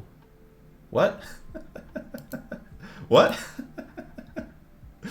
That's not one I've really seen much before, and now I know why. That was definitely the funniest way for Xaxes to happen. Yeah, never seen that one cast before. It's kind of funny how that card is just like better than Square Up was in Strixhaven, and it's still not even close to being playable. I guess Square Up had the whole fractal thing going on. Alright. Here we go.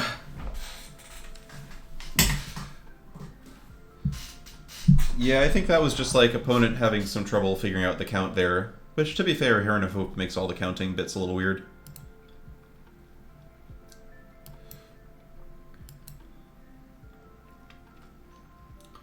Yeah, it was really close, although it was going to be a tough turn for them from there.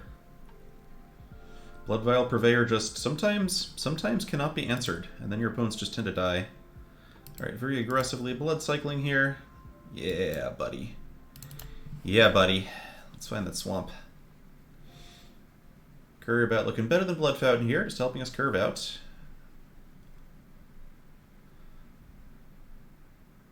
Ooh, never mind. Let's get a Glutinous Gust going. Right? Yeah. Save these Courier Bats for later.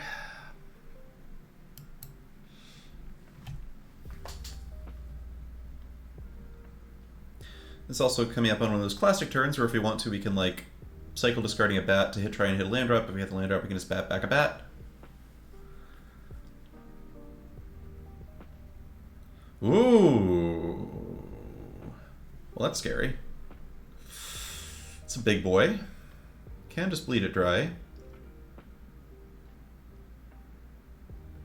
Flame Blessed Bolt, huh? Huh. Well, now I don't like that bat play nearly as much because the penalty on missing is really, really harsh. I guess I just play a bat? Yeah, I can't really risk missing land here, unfortunately. Let's just play the bat. Stay calm.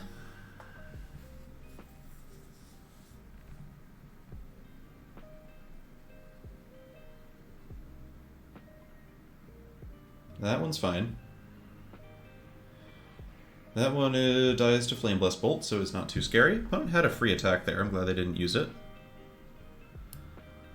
Alright,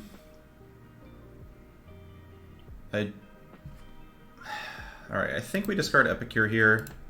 I think it's like a little sad if this gets eaten or whatever, but I do need to find a land drop. No luck, huh? No luck. Okay. Let's, I don't really need to murder the Runebound Wolf now. They're not going to start activating this yet. Let's just pass. I guess they could have pump spells, but I think Flame Blessed Bolt kind of messes with their pump spells pretty well on their turn. I mean, we're okay. We're okay. Blood Vial Purveyor should be quite good against them. We're at 21 life. I've got a reasonable board of blockers here. Got some removal. I think we're okay.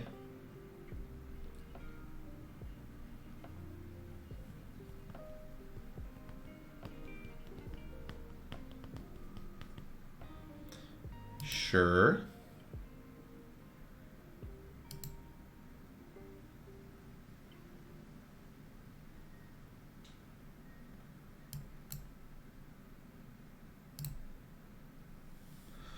Good stuff. Well, we're out of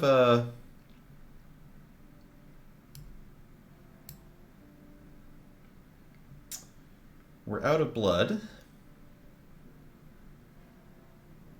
I could kill the Ridge Wolf or display a Courier Bat. I think I just add to the board here.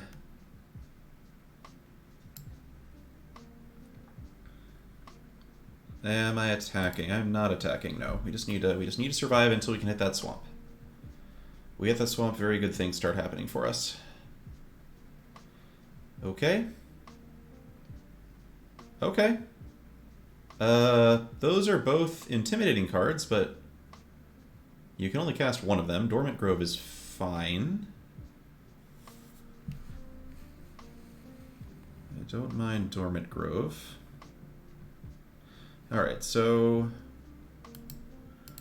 super happy to block. Actually, we do... yeah, we do this. Super happy to block. Alright, let's just draw that swamp. Hey! Hey! Alright. Alright, how are we going to get started here? Henrika, I'm pretty sure. Just Henrika. Draw a card? Or we just play Bloodvial Purveyor. It's actually just Bloodvial Purveyor, right? And just, like, beat the absolute shit out of him with Bloodvial Purveyor. Sacrifice option's okay. We trade an Epigear for a Sporeback Wolf. It's whatever. It seems slightly better than drawing a card. Yeah, I like Purveyor. I think I just want to start killing them. And I will attack with the bat now. Glad this thing didn't have Secret Reach. For a second I worried that this was going to have Secret Reach. Really nice to know that Purveyor is incredibly unlikely to die. Whoa! Opponent goes for Dollhouse over the 6/6 gain 5 this turn. Because they could have put a counter on the Prowler and then cast this. Alright. Good luck. Good luck with Dollhouse.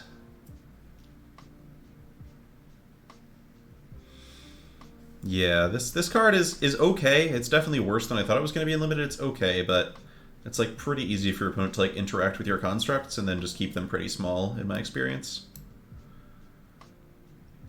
Alright, so we're just going to go ahead and... Henrika... I think we go...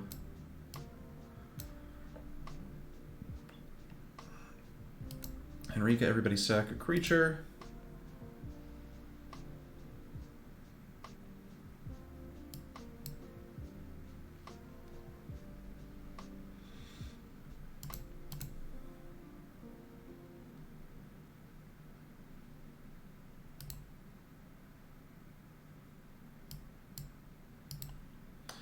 Yeah, do I bolt something now before they could potentially have something like a Witch's Web?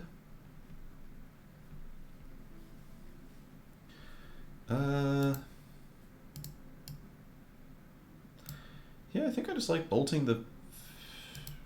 I'll hold. There's no rush. Like, it's close though, because like a pump spell stopping my Flameblast Bolt from actually doing anything is one of the ways I could genuinely lose the game.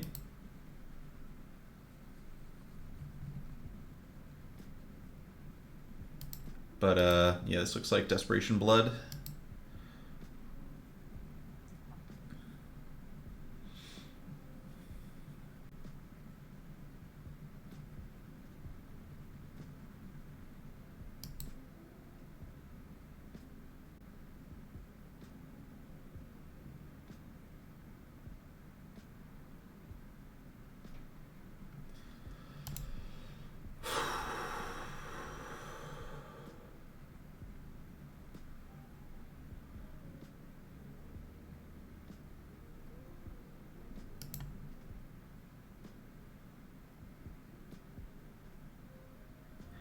They do, in fact, seem quite dead.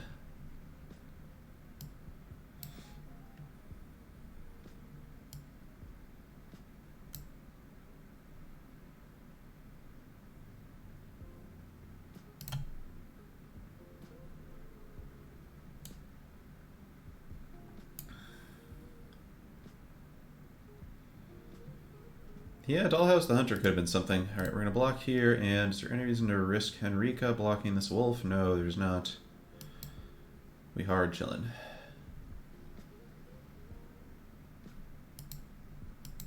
Nice. Okay. Whew, our rare and mythic beat their rare and mythic. Good stuff.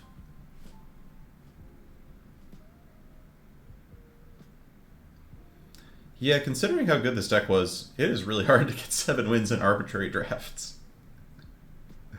Whew. Alright, on to day 2. I'll have to be playing at a higher caliber tomorrow. But, I mean, I would happily just draft this deck again.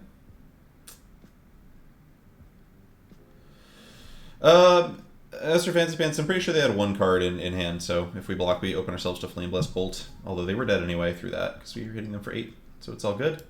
Alright, that's going to wrap us up then. Yeah. I hope I present create an entertaining VOD for you and don't just 0-3 Mistastic. Dig up so many cards in this set and so few of them are playable. Like Bride's Gown, I guess. Alright, who is playing who might be rateable right now? Has Croaky's made it yet?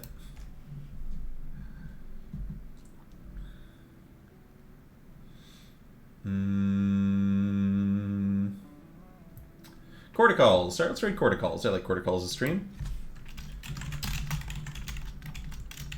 No, Rashka. I'm not sure I've seen... I think I've seen one of those cards in play one time, but both of them are very bad. I really, if I could go and redesign the set for Limited, there are a few things I would do with the rares, but also I would try to make both those equipments a little better, because it's kind of sweet if they work. Alright, chat, thanks for viewing. Hope y'all go enjoy Alex's stream. And,